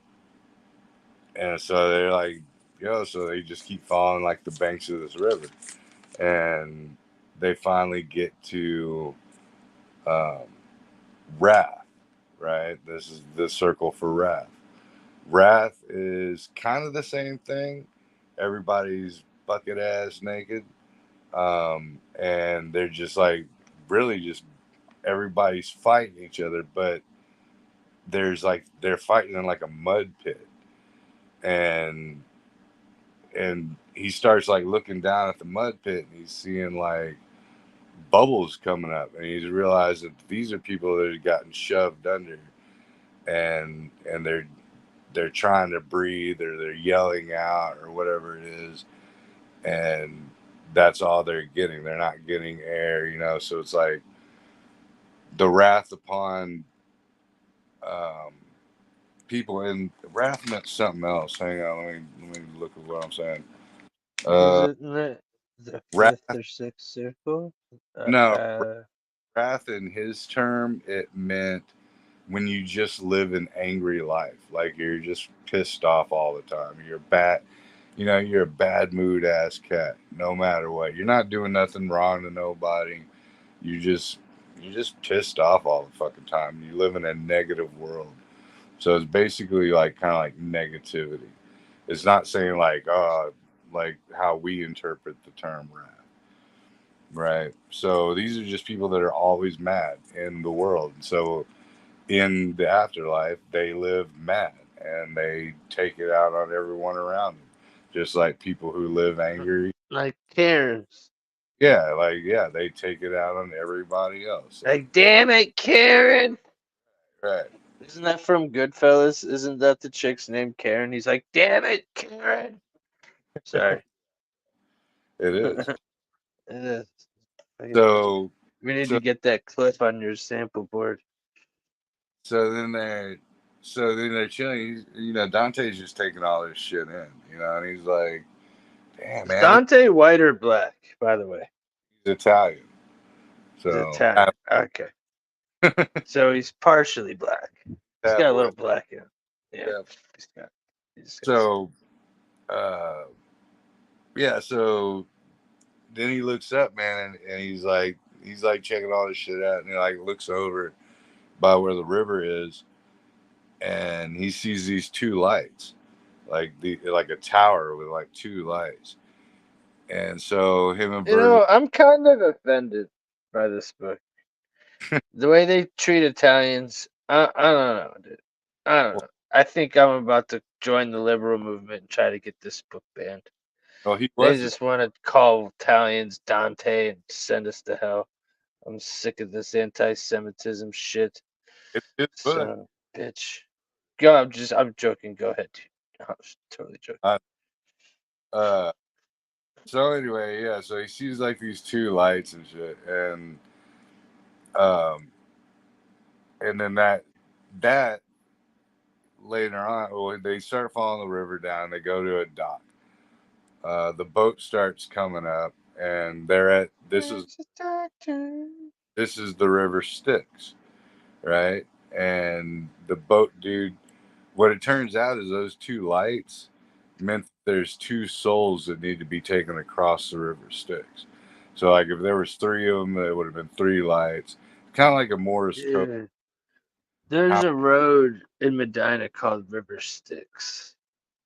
Right on. There's also a band called Styx. Cool. River Styx? How it just Styx. No, this one's actually called River Styx. Right. Where the fuck's River Styx? Westfall. Well, Where the fuck's River Styx? The river Styx is a lot of shit. It's in Greek mythology, Roman mythology. When you get to the underworld, that's like the way to the underworld is through the river Styx. You have to cross it. When even in Western civilization, you know how whenever you put, you know how they used to put like coins on dead people's eyeballs. That was so you could pay the ferry to get across the river Styx in the underworld. That was like your bus fare, you know. So, yeah, so it lasted through more than just than this scenario, and that's just an example of how There's Styx. he was using There's the River Styx. how he was using I've been pulling it all up. I've been doing my best. Look, there's River Styx. So anyway, so they get to the river Styx. The dude's he's like, hey man, you're not allowed on here. You're alive. You're not dead. We only carry dead people across. Ryan said at the end of my street, bro, towards 18. Yeah. Okay. So like, I'm sorry, not to interrupt. Like, I get what you're talking about. Okay, I hear you, Ryan. Sorry, dude. I was having a fucking a breakdown. I haven't been back home in so long, and I know that road. Like, where's River Styx? We used to smoke weed on that. It's like a country road, right? If I'm not mistaken. Go ahead. Right. Sorry, bro. No, you're good. I just don't want to lose my because it's such a fucking. No, don't. I know. But I'm ADD sometimes. You know how I get. I get you totally. So anyway, dude's like, nah, you can't cross. You're alive. You're not dead. Virgil's like, yo, we're on a mission from God. And he's like, all right, fine. Whatever. Takes him across. They get across the river Styx, and Dante sees this, like this big glowing fucking shit. Like it looks like fire going on. And there's like this big freaking wall in front of it. And it's called the city Dis, right? So the name of the city is Dis, but it's like a city that has a big, like a fucking wall around it, kind of like, any kind of thing you would imagine back in the Gap, you know, back in the, early 1000s and shit. And so they go up to it, and there's these fallen angels that are chilling at the front of the gate. And they're like, yeah, you're not allowed up in here. You know what I'm saying? Like, get the fuck on. And Virgil's like, It's no. a demonic. So the city of Dis is like a demonic paradise. Yeah, because what we're going to get into, what's going to happen, the representation of the city of Dis. So before this, we There had, it is. Is this about right? yeah. So before this, what you really were dealing with was like lust, greed, gluttony. These are all shit that we do with ourselves. You know what I'm saying? Like from this point in hell to this. You walk in, everybody's gonna be jerking off and. No. At this point, this is when you start fucking with other people. Like, so this is the differentiation between you doing bad shit to yourself or or now you're actually causing harm. Before you were just like, damn, that bitch is fine, or ooh man, I want that money, or or damn, I want to eat the shit out of all that fucking food. So now we're gonna start to get into where you're poking and fucking with other motherfuckers. And that's what all lies past the city of Dis, right? So they roll up to the gates, and the fallen angels, they're like, yo, man, you ain't fucking getting in here. And Virgil's like, yo, we're on a mission from God. And they're like, I don't give a fuck.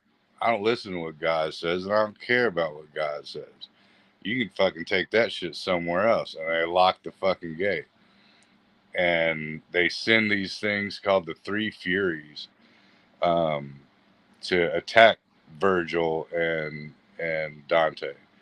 And I don't know exactly what the Furies are. I don't remember exactly how they were described. I just remember that's what they were called. And I know there's a bunch of different terms of Furies in modern culture. One of ICP's Joker's cards is called the Fabulous Fred Fury. So they're like Blind Fury. Yeah. But anyway, so they're like sick, and all of a sudden they all look behind them, behind Dante and Virgil, look behind where they were just walking from, and there comes this angel, like an angel of the Lord, and it's just like barreling through, and like everything, all the souls, all the punished, they're like splitting like the Red Sea. They're like, oh shit, back the fuck up, and it comes right up to the gate, flicks the fucking gate lock, boom, knocks the whole gate open. And it's like, and the fallen angels, they're like, oh shit, and they're like cowering in fear. And the angel's like, dude, look, God said that this dude's supposed to go through this journey. Anybody comes fucking with him or touching him or messing with his shit, you're fucking history. Now, do not So be. this sounds like a very intense version of Scared Straight. Yeah, I guess you could say that. Yeah. You know, Yeah. it's like a fucking rah version of That's a good analogy, bro. That's a good analogy. Like, yeah, absolutely. So they proceed on their way. They're like, all right, yeah, told you, what's up? Nah, bitch. So they go walking Right. through this, and they get to the next level of hell, which is heresy. And heresy, what he's talking about is like people who lead people astray. Like you're not really fucking with somebody, but like you're giving them bad advice, or someone's gonna do something wrong and you're not doing anything about it. You know what I mean? So you're kind of inadvertently fucking with them, and you're just not being a good person towards your fellow person. Now you're affecting your your fellow man. You're not just lusting. You're not just being greedy. You're not being gluttonous. You're not believing in God. Now you're actually starting to fucking affect other people. And so their whole gig was,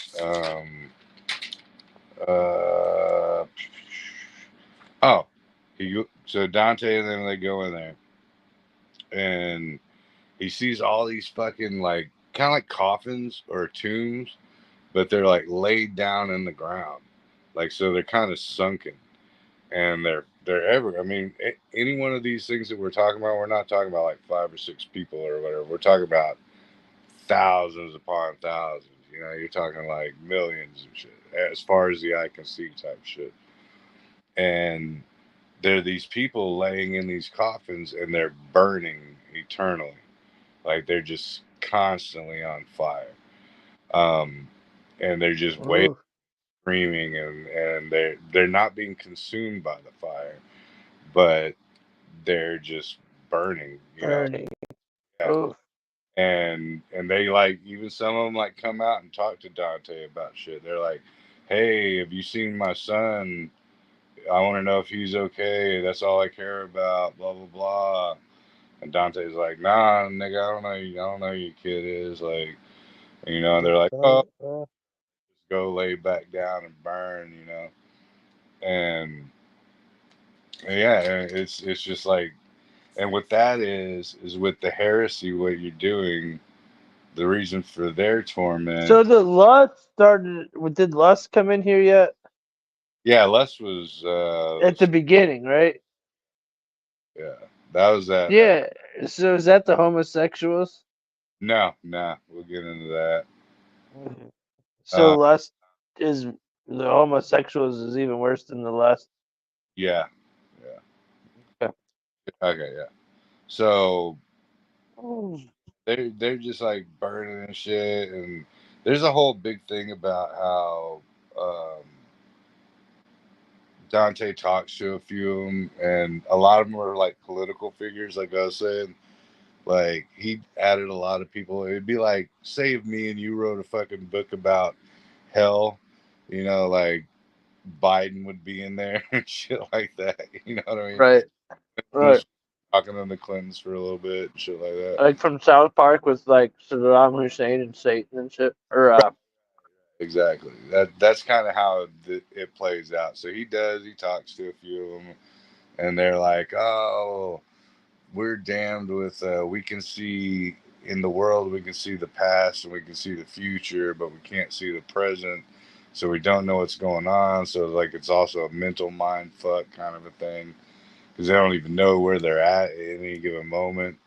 I like, imagine that if you could see future and past but you couldn't see present, and you have no idea who the fuck or what the fuck is going on in the moment that you live in. So it's kind of fucking. It's pretty trippy, but sounds like a K-hole. yeah, yeah, yeah, yeah. So they end up coming in, like they go walking, they keep moving and shit. Um, uh, they come to this like cliff, right? And there's some kind of saint. I can't remember who the fuck it was or how the fuck it works, but they come to like a resting spot, and Virgil's explaining to Dante how hell works, the intertwinings of it, the working mechanisms, and he's like, "We're crossing a line." I forgot what it was called. It's an Italian word, but now they're crossing a line into what how we know what hell really is, like the fucking dirty of the dirty shit. No longer you influencing people or you're fucking yourself up. Now we're getting into being an evil motherfucker and what comes with it, right? So Right. they chill, they talk, he just plays the shit. And then they proceed into the next level of hell. There's 9 of these altogether. So you got lust, gluttony, greed, wrath, heresy, violence, fraud, and treason. So we just got out of heresy. Now we're getting into violence, right? And so violence, there's 3 sections inside of violence. Those 3 sections consist of violence upon yourself, like self-mutilation, um, hurting yourself and shit. Your violence towards others is the second one, and then violence towards God. So violence towards others would be abuse, hurting people physically. Violence towards God would be considered blasphemy or bestiality, unnatural isms, and also in that day, homosexuality, right? So that's where What about trannies? that would be a violence against God, against the nature of God. So the nature of God is considered anything that God considers pure amongst his creations. And if you go against it, that's a violence towards God. Right. So if you chop your cock off and put in some tits and try to go to heaven, he's going to be pretty pissed. That would be under what Dante is talking about, how they believe. That would definitely fall within that category. So they roll up and they like start smelling this fucking stench, right? And it smells like fucking horrible. And the closer they go, he's like, "What the fuck is that fucking smell?" And they get closer and they see this river of fucking blood, and it's like boiling blood. And he's like, "Oh, that's where that shit's fucking coming from." And this is violence towards yourself. So this incorporates suicide, self-mutilation, things that you did to yourself in a violent act. So, and this river, the worse you did, the deeper it gets. So if you did like, it's called Flagathon. Right, so you'd be like at the bottom of the river, right? And the less you did, say you were self-scarification and cutting yourself, blah blah blah, then you'd be closer to the top. You might be able to get up and get out and have some air.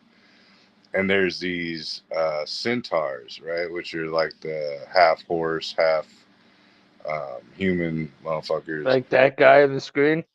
Yeah, and they're appointed at the edge of He the almost looks like the Baphomet. almost, but it's a centaur. It's like the half horse, half dude. And like I said, he implies a lot of different mythologies, Greek and Roman mythologies inside, along with Catholic tradition. So that's where you get the centaur from. And they're just posted up, and their job is to really just, they have bows and arrows, and they shoot anybody who tries to get out of the boiling river of blood and put their asses back into it. So my question is this, real fast: how do you become a centaur? Actually, I can do a whole thing. That's actually No. You don't have to. But I was just wondering, like, how do you get up to the ranks where you're like kicking ass there? well, that because what it is it's in my, this isn't part of the thing, but in my knowledge of like that particular cryptid, it's because it's a Nephilim spliced. Okay, that's what I thought. Yeah, and that's where Okay. that. You'll see a lot of Nephilim splice there. You're gonna see giants. You already got the 3-headed dog. You're gonna see um, different like cryptids all through it, you know. Because the next one's about to get really hairy, or the next level, but so that's their whole job. They just sit there and they shoot arrows at anybody any souls trying to get out. and they just stay in that freaking, in that pit of boiling blood. So they asked one of the centaurs what they're there for, and he's like, "All right, man, I'll get you across the river." So they go to uh, they go to across the river, and they get to this forest, right? And they're chilling, and for some fucking reason, I think it's just Dante's way of breaking the ice. They get to this forest, and he's like, grabs a branch off of a tree, and breaks it, and like blood starts pumping out, and the tree starts screaming and shit. So, oh wait, no, I had it backwards. Sorry. The river of blood was for people who did harm against or did violence against others, right? The people who did violence against themselves, that's where we're at. So that was my mistake. I had it fucking back, and that's why I had to make my footnotes, because You better get your shit right, bro. You're fucking the game yet. no, I'm not. It's I'm complicated. joking, Doc. I'm joking. Is this what you're talking about? Yeah. So yeah, they get to the forest, right, and they're all growing like trees, and But they're so people. It's people. yeah, and You these see the screw? They look creepy as hell. They got boobs. yeah, so these are the people who did violence themselves, like suicides and blah blah blah. The other, So this is the yeah. boy blood was violence towards others. Let me recap. Um, and that's why they're stuck bathing in the blood of the people that they hurt. So What about if you did it to yourself? Are you bathing in your own blood? this is where you're stuck, because if you mutilate yourself, now you're no longer, your body is no longer of Good. body that God gave. Use. So you don't have any more shell. Right, you changed yourself, so now your body's being changed. So according to Dante's Inferno, that's probably one of the sins that gonna keep your ass there. Right, right. And so like in this instance, um like when judgment day happens, remember I was talking about the transformation of it? When Mm-hmm. judgment happens, your body gets reinstated, and it gets hung, like say you killed yourself, it gets hung off of one of the branches of your own shit. So you have no choice for eternity but to stare at your own your own dead corpse for what Oh you man. right. So What if you blew your brains out and they can't? What are they gonna hang you by your fucking foot? well, spiritual thing, but yeah, but Yeah. well, they didn't have blow your brains out and fucking I know. I'm just talking. I know, Modern day life. but What if somebody keistered right, keep the key of coke keistered like a and grenade, right? And the grenade went off and just blew up their asshole. but anyway, I was just kind of reiterating Sorry, don't listen to me. how that level will change. But we're still on the same level. We're still in violence. So Upside down Jewish pendulum in hell and fallen angels are the fall trees without leaves on them. so what happens? Like they're like, "Yo, what the fuck?" And they start hauling out, walking away from this shit. And Dante's tripping, and they see these two motherfuckers come running out from in front of them, like coming towards them. And one of them jumps into one of these bushes or trees or whatever. And the bush or tree is like, "Ah, motherfucker, you're breaking my shit," and these dogs are like hot on their tail.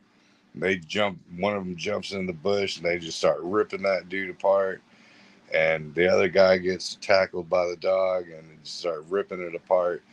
And they basically vanish.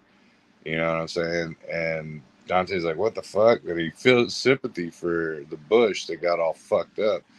And the Bush is like, dude, why jump in me? Like, you just fucked my shit up. Like, it hurts. Like, fuck. And Dante's like, oh, man, I'm sorry. And, like, kind of picks up some of the branches and kind of, like, puts it back. And is like, dude, man, I'm sorry about that shit.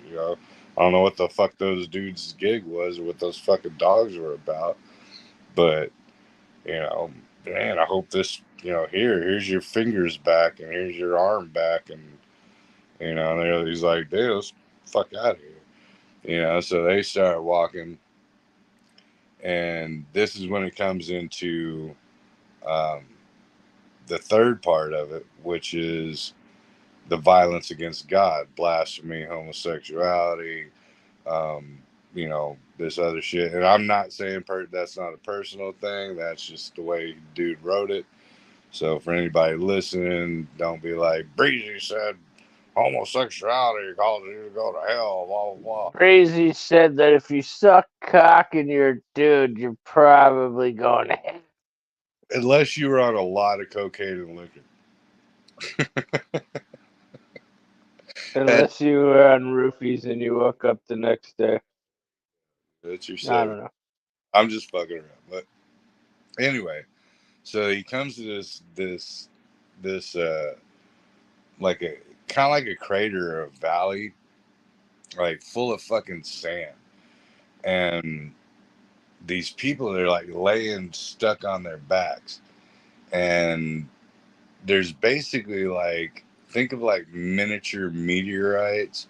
It looks like it's snowing, like kind of like it's snowing, but all of it is flame, right? So it's like flames So of it's like snowing flames, dude. right, and it's heating the sand up, and they're stuck on it, and they're just burning the fuck alive. Their feet are just peeling off the sand. Ugh. Yeah, and their bodies are just fucking like half-ass melting, and they're fucking, but they're not being consumed, so they're just straight up fucked up, dude. And they can't move. So the gig is one of the dudes tells them, if we sit, you can stand there. There are people standing up in it and running around, but it's like if you get tired enough, like because you're in there for eternity. So if you get tired enough and you lay down or sit down, you're stuck there for 100 years. So it'll just burn like that part of your body for that fucking long. But if you happen to get up and you make a fucking run for it, that's where those two dudes were coming from. They tried to make a run for it. Those dogs will just come back, rip you apart, and then you get thrown back into the pit. And you're fucking stuck there just to fucking burn, And so he's like, no shit. Like, yeah, there's no, like, back in the ones with the centaurs, they were like keeping you from getting out. There's nothing keeping you from getting out. You can make a run for the border, but the fucking dogs are going to catch your ass and you're going to just end up right back there.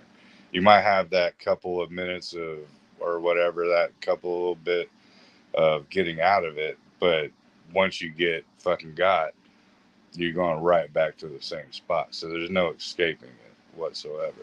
Even though there's no guards at the post, you got bounty hunters on your ass type of shit. So, and these are the crimes against God. These are the people that committed blasphemy, the unnaturalization of God's law, as far as Dante was concerned, right? And so they're like, he's like, dude, he's like, by this time, see, like Dante starts out as like a very weak ass cur motherfucker. Like he's like, oh shit, oh my god. By now, like he's actually starting to grow thick skin, and he's like kind of like, he's been in the game for a minute. He's seen some shit, so it's not fucking with him too hard. You know what I mean? He's starting to like grow a Yeah. thick set. You know what I'm saying? He's getting desensitized to it already, dog. So, and you got to remember, we're going down inside of a spiral pit. So we're still going downward into the earth or whatever. And so there's this waterfall of blood coming from this sand pit. I'll And show you my fucking spiral pit. This I forgot what it was. I don't know if it was like a gargoyle, or a wing or a dragon or something. I remember it has wings. Kind of looks like a gargoyle. And he gives them a ride down into I bet he does. Yeah, he's like, all right, I'll take y'all down to the next level. Sure, you want to go fuck with that shit? We'll go to fucking, we'll go down to the next one, right? So now we get in. That's not the spiral. This is, hold on, where was the spiral? I had it. I had it, bro. That's not it. But it's the same concept. Is that kind of it right there? Yeah, pretty much, kind of. Yeah. Yeah. Actually, it would be halfway through instead of all the way through, but yeah, that's it. No, let me find a better one. Keep going. I So, had it up, and then these kite. Oh, what about this one?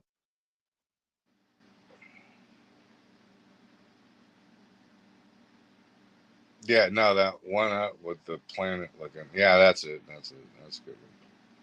So anyway, now they go down to the 8th level, I think it is, and yeah, 8th level, and that's How fraud. many fucking levels are there?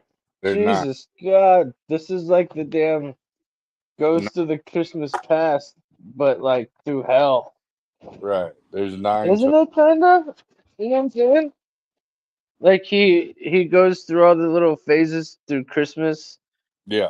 It kind of reminds me of Charles Dickens, but just through hell.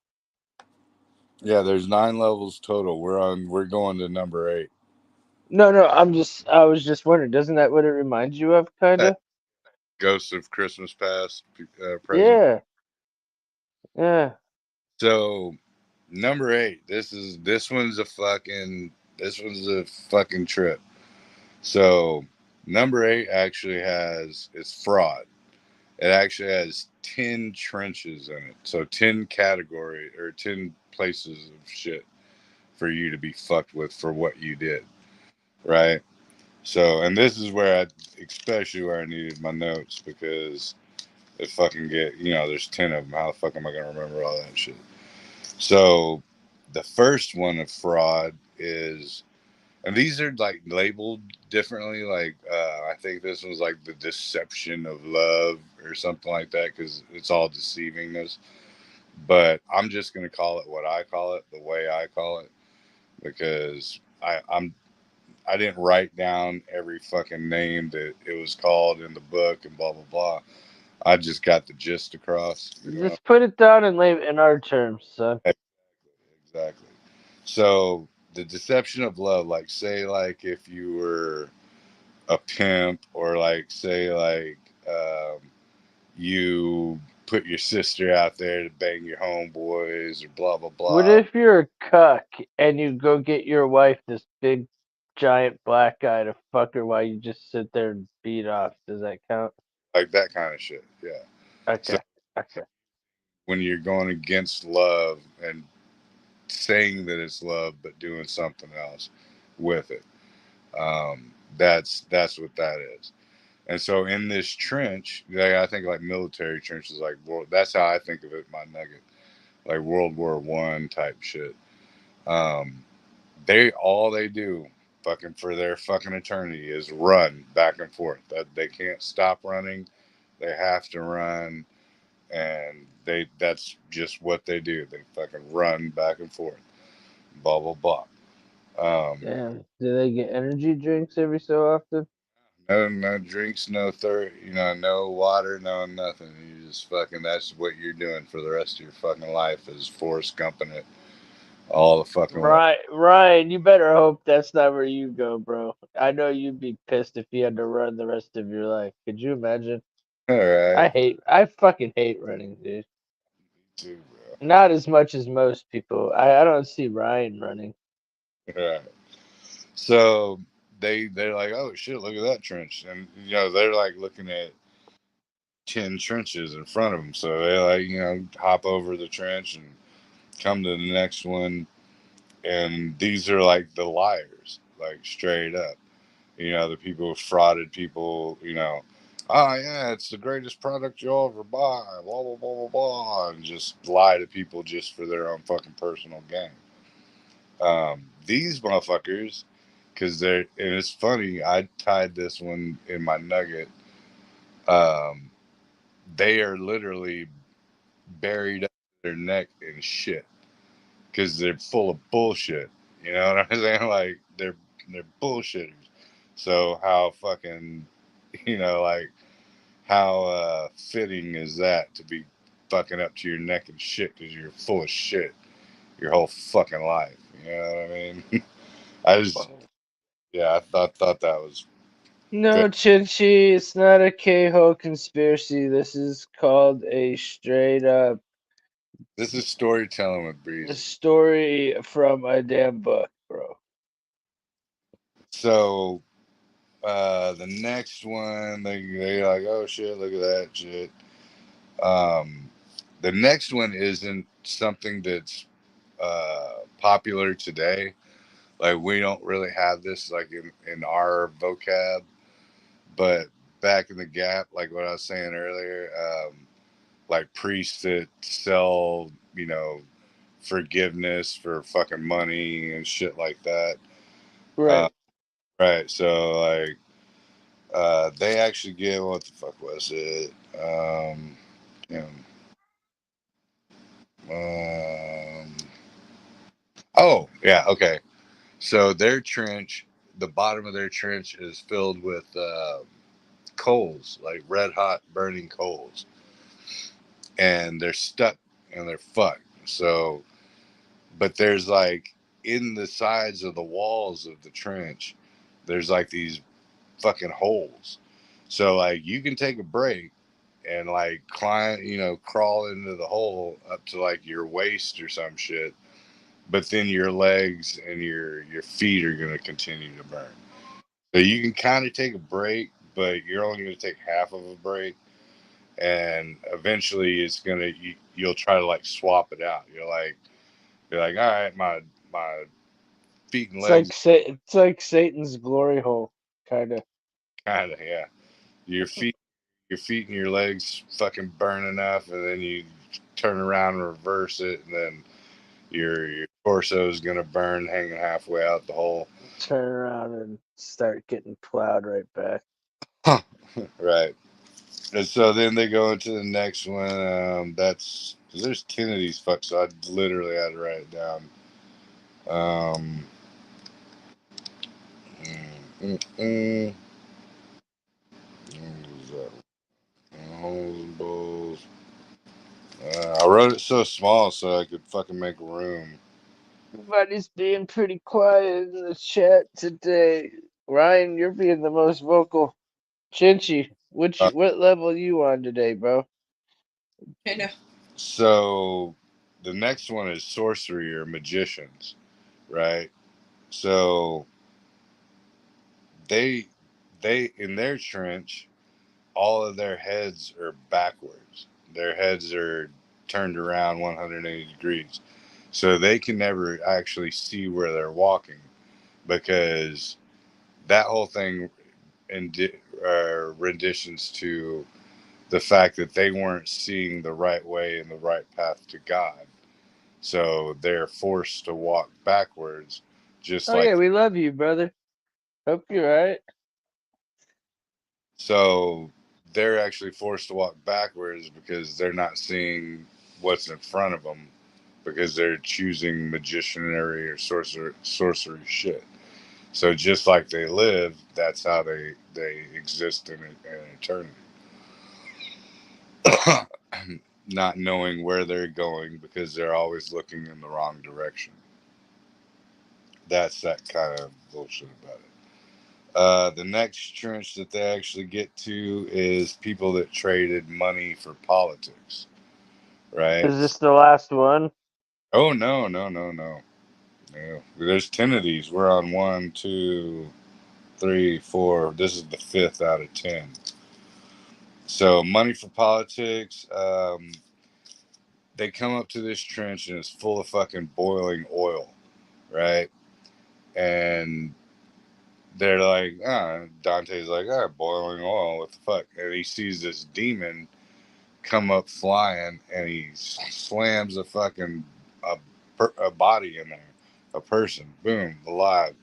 And he's like, oh shit, that thing's full of fucking people. Like, it's full of fucking boiling oil.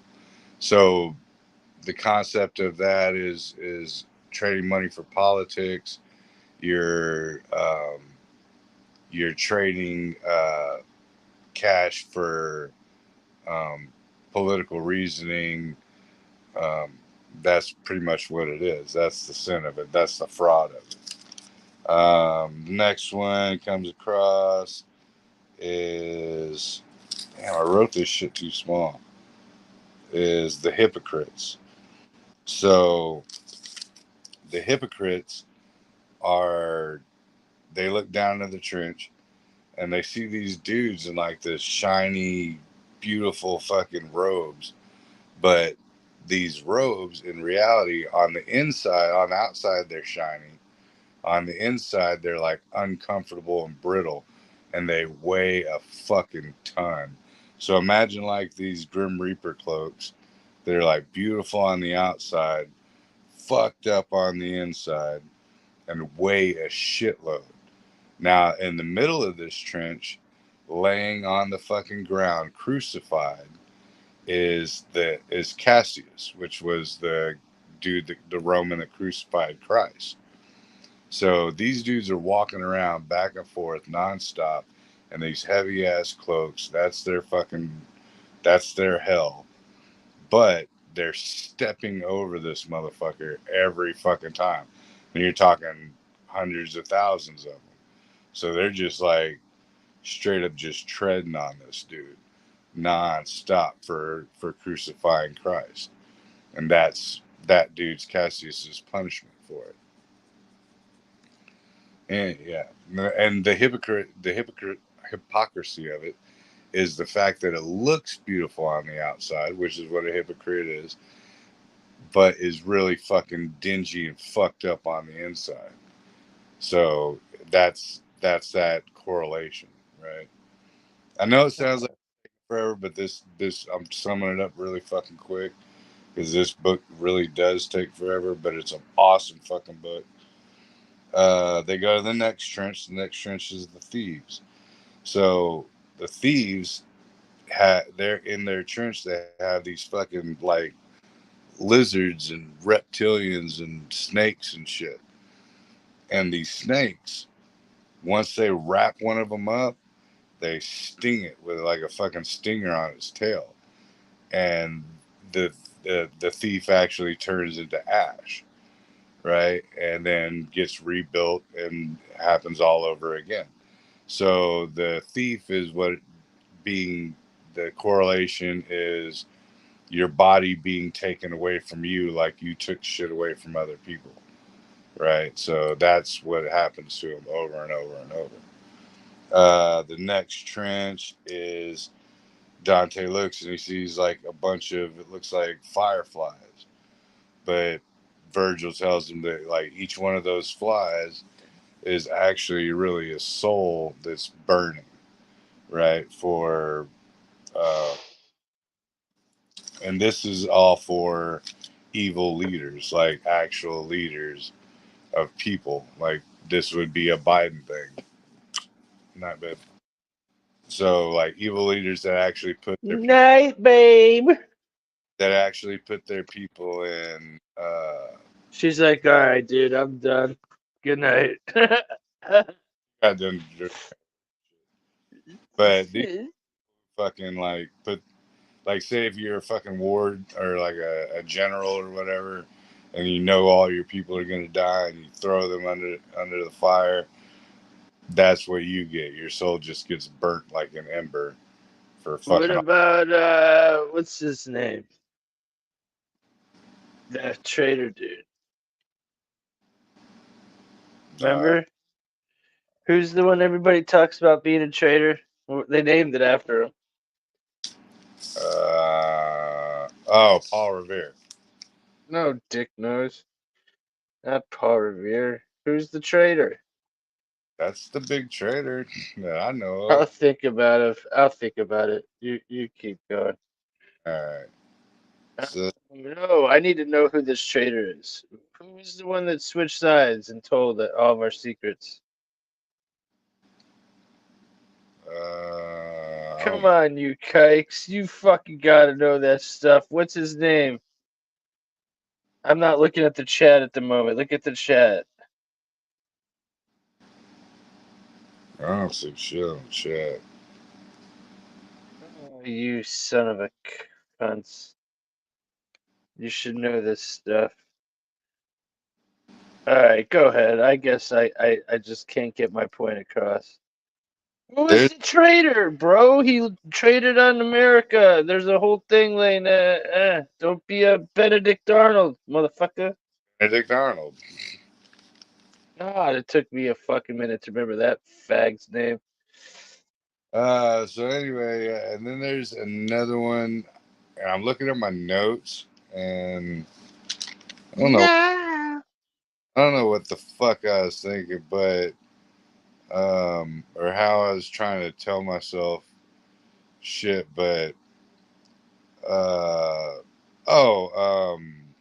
yeah, traders. So the traders there's like this endlessly. Yeah, dude, it's fucking weird that you said that because the other one was evil leaders, but the traders, there's a endless sea of body parts, and there's like these demons that are just gathered around it. Like so, like as far as the eye can see in this trench, there's just body parts happening, and anytime a new soul's put in there, a new person's put in there, these demons are just like ripping it apart, and you can feel each piece of your shit. So like, you can still feel your foot being chopped off. It's not like the pain goes away. And if they shred you up enough, you can feel all 150 pieces of your body all fucked up, right? Nice. Like a worm. Yeah, basically, yeah. So it's just like this whole sea of fucking body parts. Pain. Yeah. Fucking jizz and body parts. Pain. Right. And then there's, God damn, how did I write that small? I don't even know how that fucking happened. Like, You must have nice handwriting because I can't read my handwriting. For shit, dude. All my the falsities or like the counterfeiters. They go in, fakes. they go into this place, but God gives Dante the discernment to be able to see through the blackness. So these are dudes that are wandering in this trench in pitch blackness, and like these scabs and shit, and they can't stop fucking with them. And so all they do is they like just keep ripping at it, and it itches, and it's like permanent itch torment. I know you went to bed, quit trying to fuck my foot, you fucking stupid cat. And soon as she goes to bed, that cat's like, the mouse is away. Let's play, baby. and so the scabs will like disappear after a while, but then they'll come back. So like this, when you keep Is that how it goes? The mouse is away. Let's play. Is that how the saying goes? Or when the cat's away, the mice will play. Yeah. That's what I meant. All right. So anyway, so they start.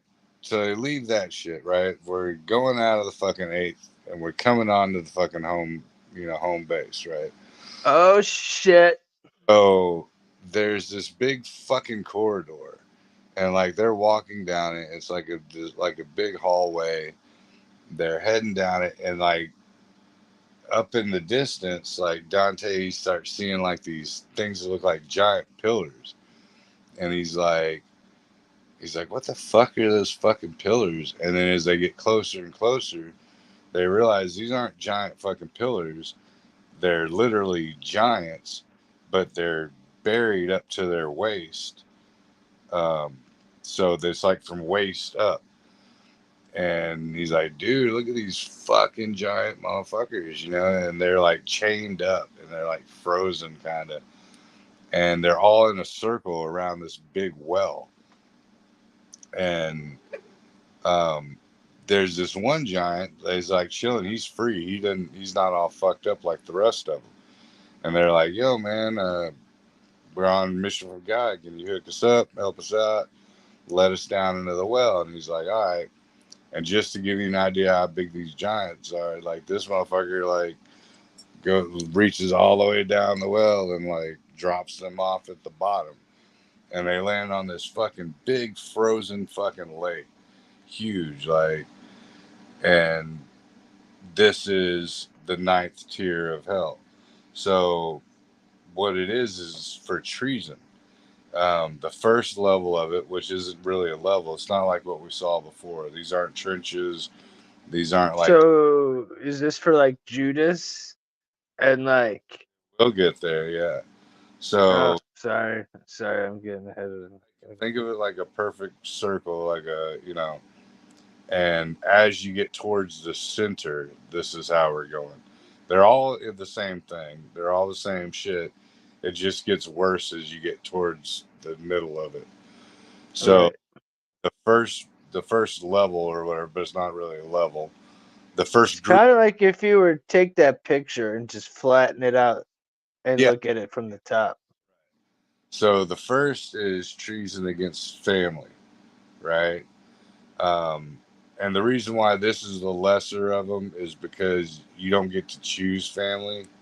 So family is, if you betray your family, you know, it doesn't mean that you were necessarily negated to them, because you're only negated by birth. The second is country, like your region, your country, your state, your province. Um, Such as Benedict Arnold. Is that why it was kind of weird I brought him up? Because we maybe. were heading right to him. My bad. It was not three. It's four. So the third one is your friends, right? Treason. Oh, yeah. And then the middle and final, the ice hole, is treason against God. So as Dante walking across this, How is it worse to treason your friends than your family? because you're Because born, you chose your friends. you made a contract with them to be a homie. Yeah. Okay. I got you. Yeah. So these are all the same thing. It's just it gets just worse as they walk through it. So they're on this lake, So frozen. Puff Daddy's going straight to hell. Won't pass go. He'll never fucking win. He's on He's the the cunt that thought that he was God, but that's okay. We don't give a shit. So as he's walking through this lake, as they're walking through this lake towards the center of it, Virgil's like, "Yo, watch out! Don't step down." And Dante looks down, and there's up to their fucking necks. They're frozen under the lake, and just their heads are there. So he's like, "What the fuck?" Like just heads fucking sticking out. And they're like, "Yeah, or fuck, or what?" That's the family shit. The closer you get towards the center, when you get towards country, um, they're more froze up. They're like, you know, they're Looking like the Titanic motherfuckers. they're getting deeper and deeper into it. When That's they what I'm picturing. I'm when picturing Jack in the water right now. yeah, when they get to friends, they're actually, instead of being, you know, all their whole bodies submerged and just their heads being fucking frozen, or the half their face, these motherfuckers are laying on their backs. And what's happening is, as they're laying on their backs, they're crying and weeping and shit. And those tears, they start freezing, and pretty much it starts forming an entire. Covers their whole face. And and then by the time they get through the end of the friendship part, all these people are completely fucking under the ice. So, dude, all right, we'll get to that. I don't know if I ever remember it, but this sounds like a life review, dude. Kind of, It but does. oh, then they get to the center, It's like, yeah, kinda. very center of the very bottom of the pit, the very center of it, and there is Fucking Lucifer. Oh wait, no. As you're getting away from the friendship, this is actually very fucking important. Dante starts feeling like this wind, like, and as they keep going and keep going, the wind's getting stronger and shit, and it's fucking frozen as fuck. You It's know, like kind of weird that it goes from hot the whole time to really cold. right, and the wind starts getting stronger and stronger, and as they come upon it, he sees him, and he sees Lucifer himself. And Lucifer himself is just standing there pumping his wings, and he's fucking giant. Like, Dante was bigger to the giants that lowered him down into there than the giants were to Satan. So he's fucking enormous, like bigger than you could fucking comprehend type shit. And he's just sitting there like pumping his fucking wings, and he's frozen halfway, like you can see his waistline, and he's still fucking bigger than shit, bigger than you can imagine. And he's like fucking pumping his wings and shit, just all fucking pissed off and shit. And he has three faces. He has a forward face, a left face, and a right face. And all three of those faces are eating three individuals. You got to remember, this is in Dante's time, so the first two were, oh yeah, it was Brutus, right, which was the dude that killed Caesar, right? So the betrayer of Caesar, which is big important back in then. Back Cassius was saying treason unto the state, and Judas Iscariot. So you got Brutus getting eaten over here by this face, Cassius getting eaten over here by this face, and Judas, instead of just being, he's like head first, just being just gnawed on and shit. And so, and Dante's like, fuck, dude, look at this fucking thing. And he's like, dude, how the fuck okay, we're here. How the fuck are we getting out of here? And Virgil's like, all right, you've seen it. God's, has his own plan for you. You still got Purgatorium. You still got Paradisimo to go through. But this is where I leave you. Paradisimo. Yeah, Paradisimo. I'm actually getting that fucking tattoo from my brother. But I digress. So Virgil's like, all right, It looks like a white. The devil looks like, or Lucifer looks like a white man. He does. Look at it. It looks like a cracker. It looks like a fucking hippie cracker, kind of. Deadhead.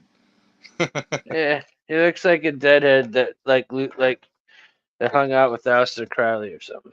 There's a famous painting. If you look up painting of Lucifer from Dante's Inferno, you'll see it. What that is? Look at the fucking look, motherfucker. Well, no, he's got three faces, not just one. Well, I was looking for the one with three faces. This says Lucifer from Dante's Inferno. Yeah, no, that's. Let's find the three-face one. I want to find it. Here it is. Like one's purple and one's. There it is. Look, one's eating something, one's sucking something, one's licking something. Yeah, that's it. That's it. I mean, that's not the one I was thinking of, but that's the exact image we're talking about. And see that thing around his waist? That's the heads. That's the lake of ice. So see all the little out? Yeah. So Yeah, I see the heads. Okay. What's that thing hanging down by his wang? Is that someone's legs? Wang, yeah. Or is that his wiener? It might be, or maybe he's like a dog and he has to push the lipstick. Maybe he's like Dogman's tongue and he's got 2 wieners. He just doesn't have the lipstick kicking. Uh, But he's anyway, a man. so, but so Vert's like, all right, I'm gonna take it from here. He grabs Dante, puts him on his fucking shoulder, and starts climbing up Lucifer. He starts Oh, top yeah. up, and Dante like kind of trips out, and he's like, "What the fuck?" And all of a sudden, Dante. So this picture is actually perfect for this description. So they're walking on the ice thing because you can see Dante and Virgil right there. Yeah. They start climbing up Lucifer, but then the Stick next to his titty and they're up by his nipple, sucking on his little teeth. and then the next thing Dante knows is they're still climbing up, but he's underneath the ice thing, and he's climbing down towards his feet, like How did he get down? So he went around him? kind of like the hollowed earth thing. So what he's basically getting at is when He Lucifer had no soul, so when he got to him, he just went right in. more whatever. It's more so whenever Lucifer got slung to the earth and fell from heaven, he landed in the center of the earth. So this whole tunnel that we've been going down is going down from one side of the earth, and this is the middle of the earth. And now they're the bottom of it. So we went in, like, say, if you went in from Ohio, now we're coming out of China. You know what I'm saying? So we're climbing towards the top of the It's earth. weird. The little Chinese has 2 little slings hanging down there. But so they're climbing up continuously, but now they're climbing down out of the opposite side of the earth. So they went like through the globe completely. Like Satan's the center of the earth. So it went from like if you were digging a hole from America and you end up in China type shit, you're going down, down, down, and then eventually you're going up, up, up. So the legs are the up part. So whenever they come out after his feet, they land at the foot of the mountain of purgatory, and then starts the second book. So that's the end of Dante's Inferno. They're starting. He starts in purgatory. So now, at the end, now he's just at purgatory. That was the end of the first book of the Divine Comedy.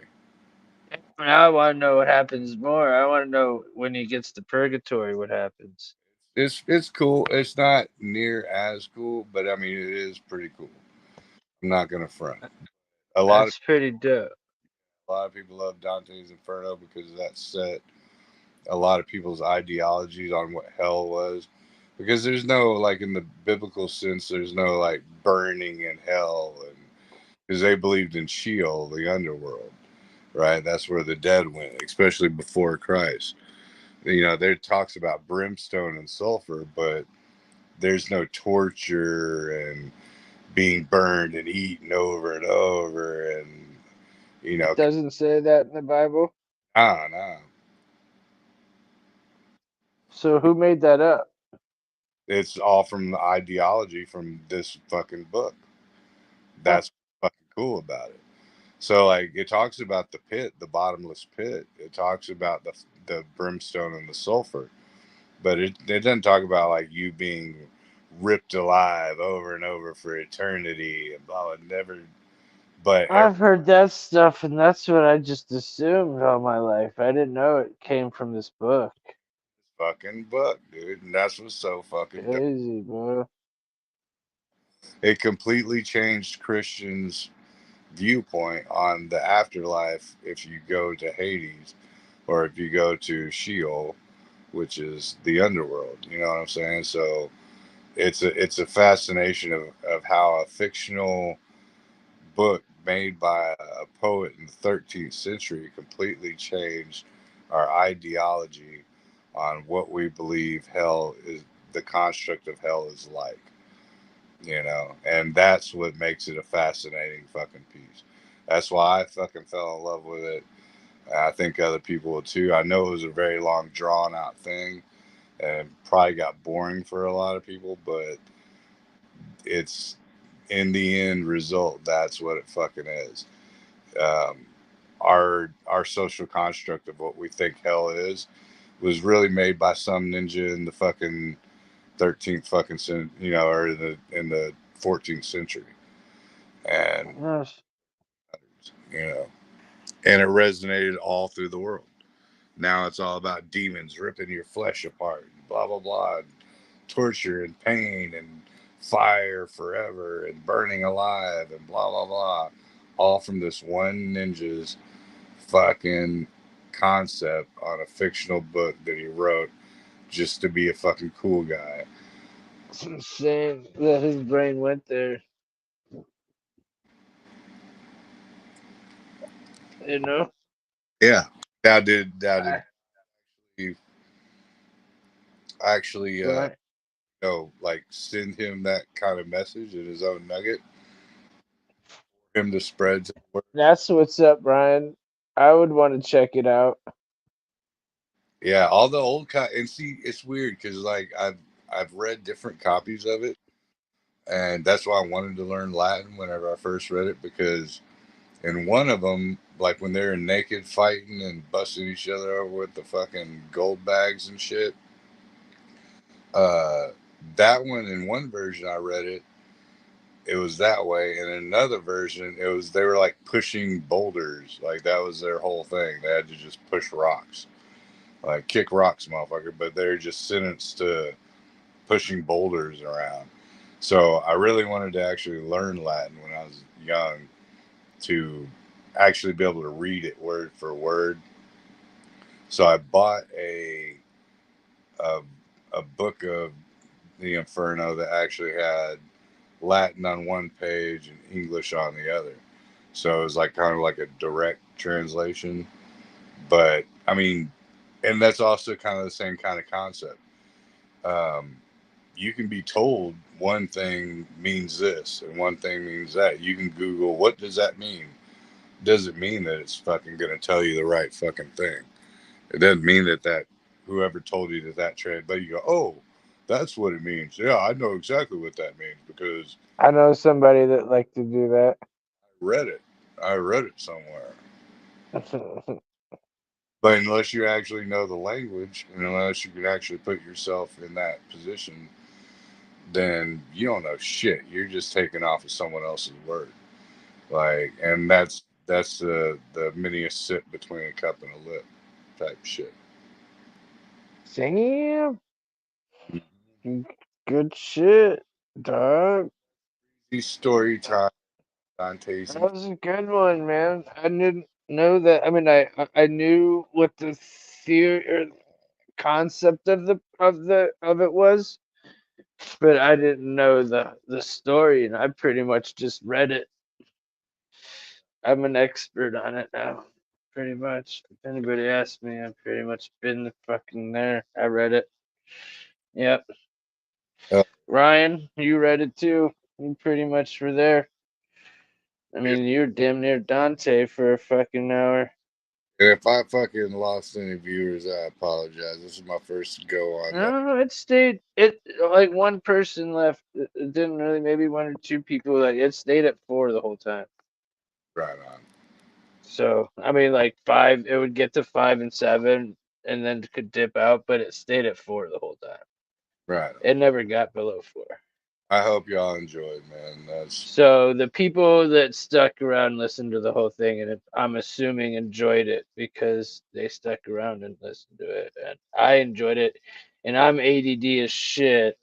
So if I could stick with you through that, then I'm sure everybody else probably enjoyed it because I'm not good at sticking it to shit like that very long. feel you. Yeah. You know? Like um, if people are digging it, then I can come with different ones. Like and not so complex. I knew this was going to be a very complex one because there's so, especially when you get to the 7th level, like, and you got the 10 trenches. It's like it takes fucking forever to get through it, and I think that's That's where you started to. No, you started to lose me at the 5th one, and then once you sped it up, it got better. I'm like ADD as shit. But I let you know, I was like, oh God, I can't say if it was at the same pace and we were only halfway through, we would have been there all night. Yeah, no, it. Because if you get, because there's so much detail. And I left out a shit ton of shit. Like, you had to, because we would be here all fucking night. It's not that we wanted you to, it's that you had no choice, or we'd be here all fucking night. But that's like the concept, because a lot of people fucking hate reading. I like reading books, like people just don't, and it takes so fucking long to actually read a book. I think the first. Once I start reading, bro, I fly through books, dude. Well, when I first read fucking Dante's Inferno, it was a shitter book. Like, I'd only read a couple pages or whatever. I was taking a shit. Like, so I'd like read it, and I was like, oh, okay, 2-3 pages. All right, I'm done. And like the next night, fucking whatever. If I wasn't constipated, 3 nights from then. but yeah, so it took me like a fucking month and a half to read it the very first fucking time when I was like in my late teens. And but yeah, but I know people that don't fucking How like. many fucking shits did it take for you to read that damn book? But I know people reading, so I wanted to summarize. Yeah, like Ryan said, his dad has it. His ass ain't gonna read that whole book. Are you, Ryan? I would, I'd suggest it if you really want to get down to it. But I would go take a look at it for sure. covered the brick and the mortar of it, but the grains of sand that went into the brick, I didn't touch none of that shit. Yeah. That's pretty dope. I'm hoping that. But the actual details about all that shit that I skip isn't really that fucking interesting. Like, he goes to one of them, and then uh, he's like, oh, then I met Homer and Aphiliad and blah blah blah, and these like great writers, and then we walked all the way from there to the gate, and then they were like, all right, cool, hit the gate. Now we got to go back to our little spot. And, oh, I kicked it with Helen of Troy, and she was in the lust thing, and Cleopatra, and asked them what the fuck was going on with it. And there's this other dude that was there. But, like, fucking who gives a shit? Like, the mad point of the story wasn't about the political people that he saw. Because it'd be like if me and you did a fucking book, like I said earlier, we'd be like, oh, and Joe Biden was there, and, He Hillary. was an old crusty bastard, and Hillary was fucking cooking kids up in her fucking basement. Exactly. Like, oh, Allegedly. Allegedly. Allegedly. it's like even on the when he's walking through the ice lake, he's asked one of the dudes, he's like, well, who are you? And he's like, oh, I'm from Florence, Florence, Italy, blah blah. And he's like, oh yeah, well, Florence sucks, because he's a political cat. He's like, well, Florence sucks, so you deserve to be here. I don't give a fuck about you. Like stupid shit like that. And that's what I skipped out on mostly. Like, gives a fuck, because that doesn't have any fucking meaning to any of us. We're not. Then you have to go into the history of why was that dude a douchebag, or what did he do for the country in 1255 AD, or yeah, AD. And it's not relevant to the fucking storyline as far as I'm concerned. So I would left all that shit out. But yeah, but no, picture that little center slit that looks like a vajayjay. It looks like a flat Earth fucking thing, dude. That's the tunnel that So like when he's crawling up, he's actually going back down through. Oh, that little slit there. Yeah. Okay, he's got a slit in his belly. It's like looks like a butthole. Right. Like a Twiz knot. Yeah. But Is that that what they went up? Is that what they went up or went down? That's what they went down to his little pee-pee. right. Oh, then they fell to his pee-pee, Right. Popped out. Yeah. popped out his little way. Yeah. Huh.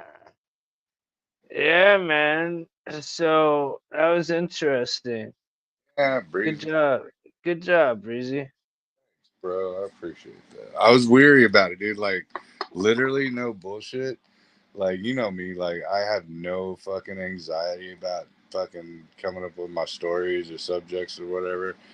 But I was at funds and I was like researching this shit, and I was like, reminding myself about it, and So then me stretching it out was like like making you like have to wait longer, made it even rougher or what? I got rolling. It wasn't a problem, but prehand when I was at work still, and I was like, Right. let me try to remember this, and I was using my footnotes. Like I had a full blown fucking anxiety attack. Like I was like fucking. I was like, I got like the heavy breathing. I was fucking like coughing because I couldn't like. I was like, and I'm like, oh, dude, I was like fucking flipping the fuck out. I was like, man, I'm not gonna. It's all right, dude. This ain't my. I'm outside of my comfort zone. You know, I'm telling a story about a book. I'm not just telling you what I know about, flat earth or fucking the moon or, normal shit. Now I'm trying to like bring a story to people from a book and way out of my fucking element. And like, I was literally fucking flipping the fuck out, dude. It wasn't good for me, but I'm glad it came out the way it I did. hope everybody enjoyed the show. I think it was a pretty entertaining uh show because it went by for me real pretty fast, and we're already 3.5 hours in, and like I feel like we went through that real fast. Like it didn't feel like we had to drag out hours or anything, and it was just straight. Right. I don't know. Like even breaking down, dude. Like with yours, then even breaking down, dude's video. I mean, that was kind of Lean. necessary. It was cool because I heard it differently breaking it down in the little sections than I did hearing it in whole. Right. Yeah. Absolutely. I didn't catch that whole. I heard caught the Israeli part, but I didn't catch the whole concept of what he was doing. Until we started breaking it down. You know what I'm saying? But I watched it 5 times and never caught that prior. Right. Right. Me too. Yeah. That's when I was like, wait a minute. What? He sent sheriff's to Huh? Israel. What the fuck? Yeah. What? Yeah. What? They're not gonna. Oh, yeah. He was telling us some stuff. So I hope people enjoyed that. Hopefully YouTube doesn't fuck with us for it. We'll find out. But they've been bastards about letting us fucking try to give out any type of truth. Yeah, I think his shit was more like a recording. I think if anything would fuck with us, it'd be the Rogan part. Yeah, that one might. And if so, I'm prepared to let that go. Gotcha. It doesn't matter. It won't be the end of the world, even though there was good conversation from it. So even if you do get a strike on live, as long as you fucking edit it before you repost it, they don't give a fuck. Nah, it depends. What they give you like these, because what they do is they give you these. If you get a copyright, I found out that it makes your video not get as many views. Gotcha. So that like it gets like slowed down. So that's why we haven't been getting as many because we got like 2 or 3 in a row. So Right. like, but if I didn't edit it, then it was banned in like certain states and shit like that, and Yeah. certain countries and shit like that. And like it wasn't like a strike, but it was like it was like this yellow triangle, and Yeah, it was like saying if you don't fucking like edit it out, then it won't be seen, basically. a caution, not a fucking Yeah, yeah. So I went through and just edited. It was only like a couple minutes, and right. I was like, cool, whatever. The Rogan clips we showed were only like 2 minutes and like 2 minutes or something. You know what I'm saying? So it won't like kill the show. Now, if they fucked with us with the news, I would be pissed because you're allowed to use news conferences for fair use. You know what I'm saying? Like, come on, bro. Yeah. I didn't take that from someone's like YouTube video. You know what I'm saying? Like that wasn't like that was an actual news conference from from Dayton's news channel. Yeah. And even if you did, they took it from the news. So what the fuck? Yeah. So how do they own fucking rights to that? So we'll find out when we end the stream and shit. Ryan said he's gonna get the cassette of Dante's Inferno. His dad's got a really old book. It'd be cool to check it out. For real, They for real. still cool. Yeah. I still got a cassette player.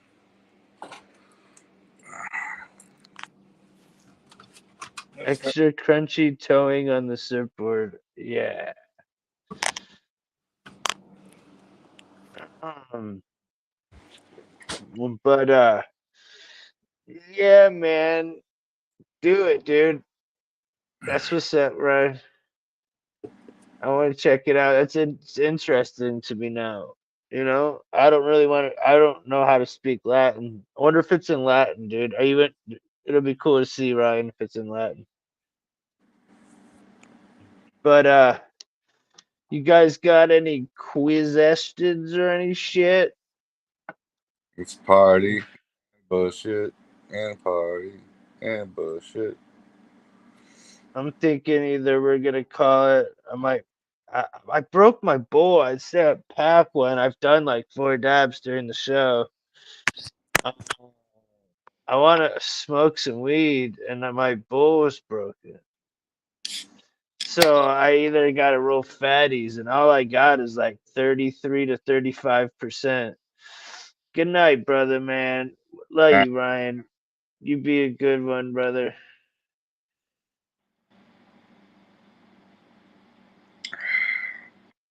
But yeah, so um, yeah, we'll give it a minute. If no one pops in, man, we'll call it. Shit. yeah, Hop that's in, what I'm saying. go hop in the fucking shower, fucking wash my balls, drink some big shot. Wash my balls. I'm gonna go right back, dude. I've been sleeping like a fucking like a bear in hibernation or some shit. I slept all day today. I slept yesterday. I'll drink a cup of coffee. I woke up, did my thing yesterday. It was for a couple hours. Went right, drank coffee, went right to sleep. Tried to, and then like today, man, I literally drank a cup of coffee, went laid down, was sleeping. I swear to you, I better not fall asleep during the Super Bowl tomorrow. Oh, I'm not even gonna be doing the fucking bowl. I'm gonna get out of fucking because once fucking Super Bowl gets anywhere near to starting, I ain't gonna get no customers for shit. So I'm gonna shut it down at like 5. Head over to my boy's house, start working on the fucking book. Hopefully get about 2, maybe 3 chapters if we're lucky, knocked out, and fucking sit around. Bought some fucking badass like single barrel, um, like high dollar fucking whiskey and shit. So I'm gonna take that over there. Fucking start doing some shots, writing some fucking chapters, get fucked That's up, cool. dude. That's cool. Going to my brother's and we're eating a bunch of food and smoking a bunch of herbs, doing a bunch of dabs, eating a bunch of edibles, and watching the Super Bowl. So that's why I said I hope I can stay awake. Now, we just got our fucking tickets to fucking Steel Panther, bro. I don't know if you know who Steel Panther is or fucking ever been to a show, but it's kind of like ICP is like one of the greatest shows you'll ever fucking see, dude. I'm Fucking. going to see Madam X tomorrow. Have you ever heard of Steel Panther? No, I haven't. So it's fucking hilarious, dude. They're like from like 2010, right? I think that's when they formed their shit. But they act like they're straight out of the fucking like 80s hair metal shit. And like they fucking jam their fucking ass off, dude. Fucking I'll send you some links, man, so you can watch it. You'll laugh. But their songs are fucking hilarious. Like one of their songs is like called Magical Vagina. Like, you got China blue, like, and they're fucking slamming. One is called Fat Girl. It's like about the dude's like, he's like at a he's like a badass rocker at a bar and fucking like, he's like, yeah, all these hot chicks were wanting me, but the song goes that way. All these hot chicks are trying to bang me, but I want that fat fucking bitch. And he's like, he's like, hey girl, what's up? Like, you want some fries and shit? Like a double sided fry. But it's dope. Music's great. Songs are fucking awesome. The topics are fucking funny. It's like if Motley Crue and Weird Al Yankovic had a baby type of shit. Dude, you want to hear a quick? I wish Ryan didn't leave. Ryan, are you still in the chat by any chance? You still listening? Because he could back me up on this story, dude. So when I lived in Cleveland, I lived with my dude Burley, and we lived in this house that was like the ultimate party house, bro. His dad owned it, and it was a two. Cleveland houses. There's like a house downstairs and a house upstairs. You know what I'm saying? And the one we're like on the lake. And his dad lived downstairs, and we lived in the house upstairs. And like the third floor, it was a whole like finished attic where we had this dude. He was a DJ, and long story short, what were we just talking about, bro?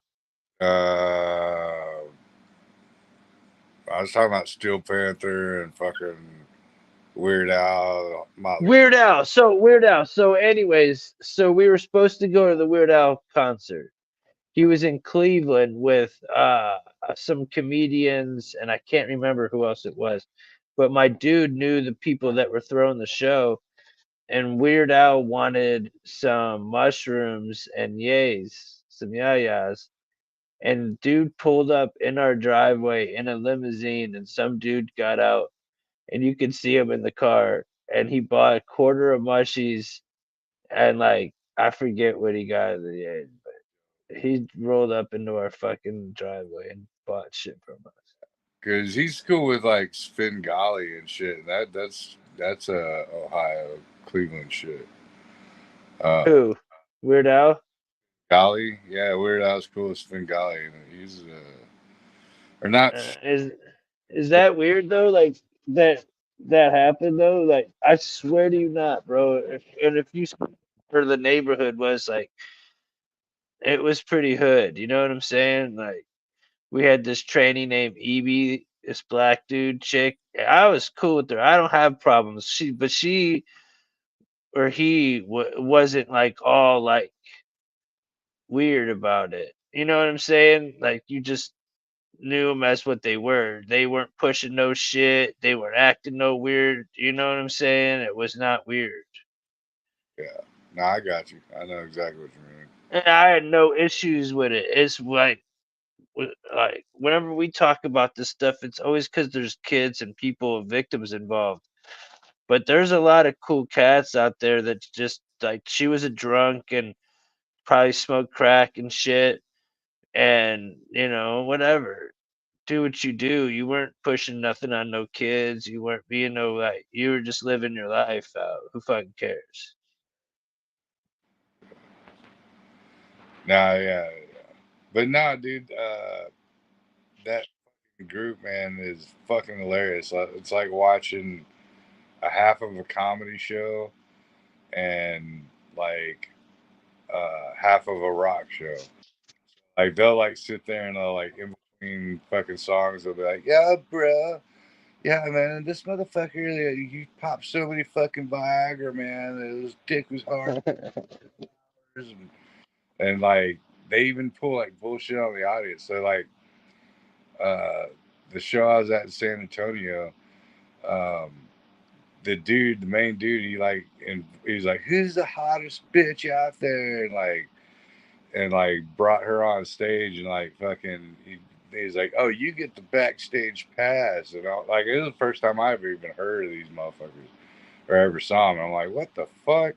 And he's like, "Oh yeah," and they like did a whole song, grinded on her shit, and they're like, "Oh, we're gonna gang bang the fuck out of you tonight. You get back. You're coming on the tour bus and blah blah blah." And like, and she's like she was at the point where at first she's like, "No, no, blah blah blah," and then eventually she was like, "All right, fuck it, yeah, I want to fucking suck on y'all's dicks," type shit. And dude, at the fucking end of the shit, like we were hanging out. My home was trying to get some shit autographed, and she was there, and security was like chilling. She's like, "But no, but I'm supposed to go backstage. They got my pass, blah blah blah." And like showed her wrist and shit. She's like, "They gave me the pass. I'm supposed to go get on the tour bus." And he's like, "Dude, it's part of the fucking show. You're a fucking idiot. They're already at their hotel room. I don't give a fuck about you." And I was like, "God damn, dude, like these motherfuckers are just clowning the whole fucking time. Just like making it look like a cool ass 80s, like Van Halen, we're gonna take you and bang you back at the hotel room," but they just went back and went to bed. She was like so Fucking losers. Losers. fucking funny though, bro. Fucking homos. No. So, alright. Well, I'm getting tired and hungry. And we're at, we'll see we're still just been sitting at 3. Yeah, Um, I'm one of them, so we're at 2. yeah. I feel like it's 222. Man, I've been seeing that every time. 555 222 111. Bro, I've been seeing them all. Hope Um, bore the fuck out of everybody. I'm self conscious about it. I'm not gonna lie. Like nah, you're good, bro. It was story time. It was all good. chill time for Breezy. Yeah. I know that between the two of us, we kept people in the building for the most part. Oh yeah. I thought the first part was interesting. I wish I could bring up more videos like that. Yeah, no, I dug it. I dug the shit out of it. So we're off tomorrow. We doing something Monday. I need to get my studio going, but I mean that shouldn't take me fucking very long on Monday. I just got to hang these posters like in the morning or noonish, and then um, I should be set up and ready to rock and roll for a studio session. But I mean, if we want to take a break Monday, because Sunday's Super Bowl, Monday's gonna be National Hangover Day. Oh no, we're not getting drunk. I'll be straight. If you don't want to, I'll figure something out. But yeah, nah, it ain't no difference to me. No, I mean just in general. Like I've always noticed that, like Monday after Super Bowl or the day after 4th of July or the day after Memorial Day, ain't nobody doing shit, dude. Everyone's like, Yeah, everybody's gonna be online. right. You So, know. so we can, yeah. So plan a show for Monday. Yeah, we'll just see. I mean, dude, if it's boring, if it's not nothing, we don't have to stay on long, bro. I did an hour the one day and did just fine. Right on. All right. Yeah. Well, we'll fucks with it and see what. So, but well, say what you say. Yeah. All right. Yeah. Good night, everybody. God bless. One love. Keep searching for the truth because it's out there. Um, just like like Tim says, man, keep your eyes in the sky. Keep looking, learning, and watching, man, and eventually you'll get to where you need as far as what the fuck you want to know about this world and what's going on with it and the hidden shit. And God bless each and every one of y'all, and stay blessed and spread love straight up. That's what's up. Look for me tomorrow. I might go live for the Super Bowl halftime. Uh, uh, Maybe do some commercials for a little while. Um, Depending on what the atmosphere is like where I'm at. But I'm gonna bring my laptop and plan on doing it if I'm awake. Literally. I'm probably gonna eat some chocolates tomorrow, some shit. So who knows? But you never know. I don't know if I'll be keeping it up. So it might just be a special live.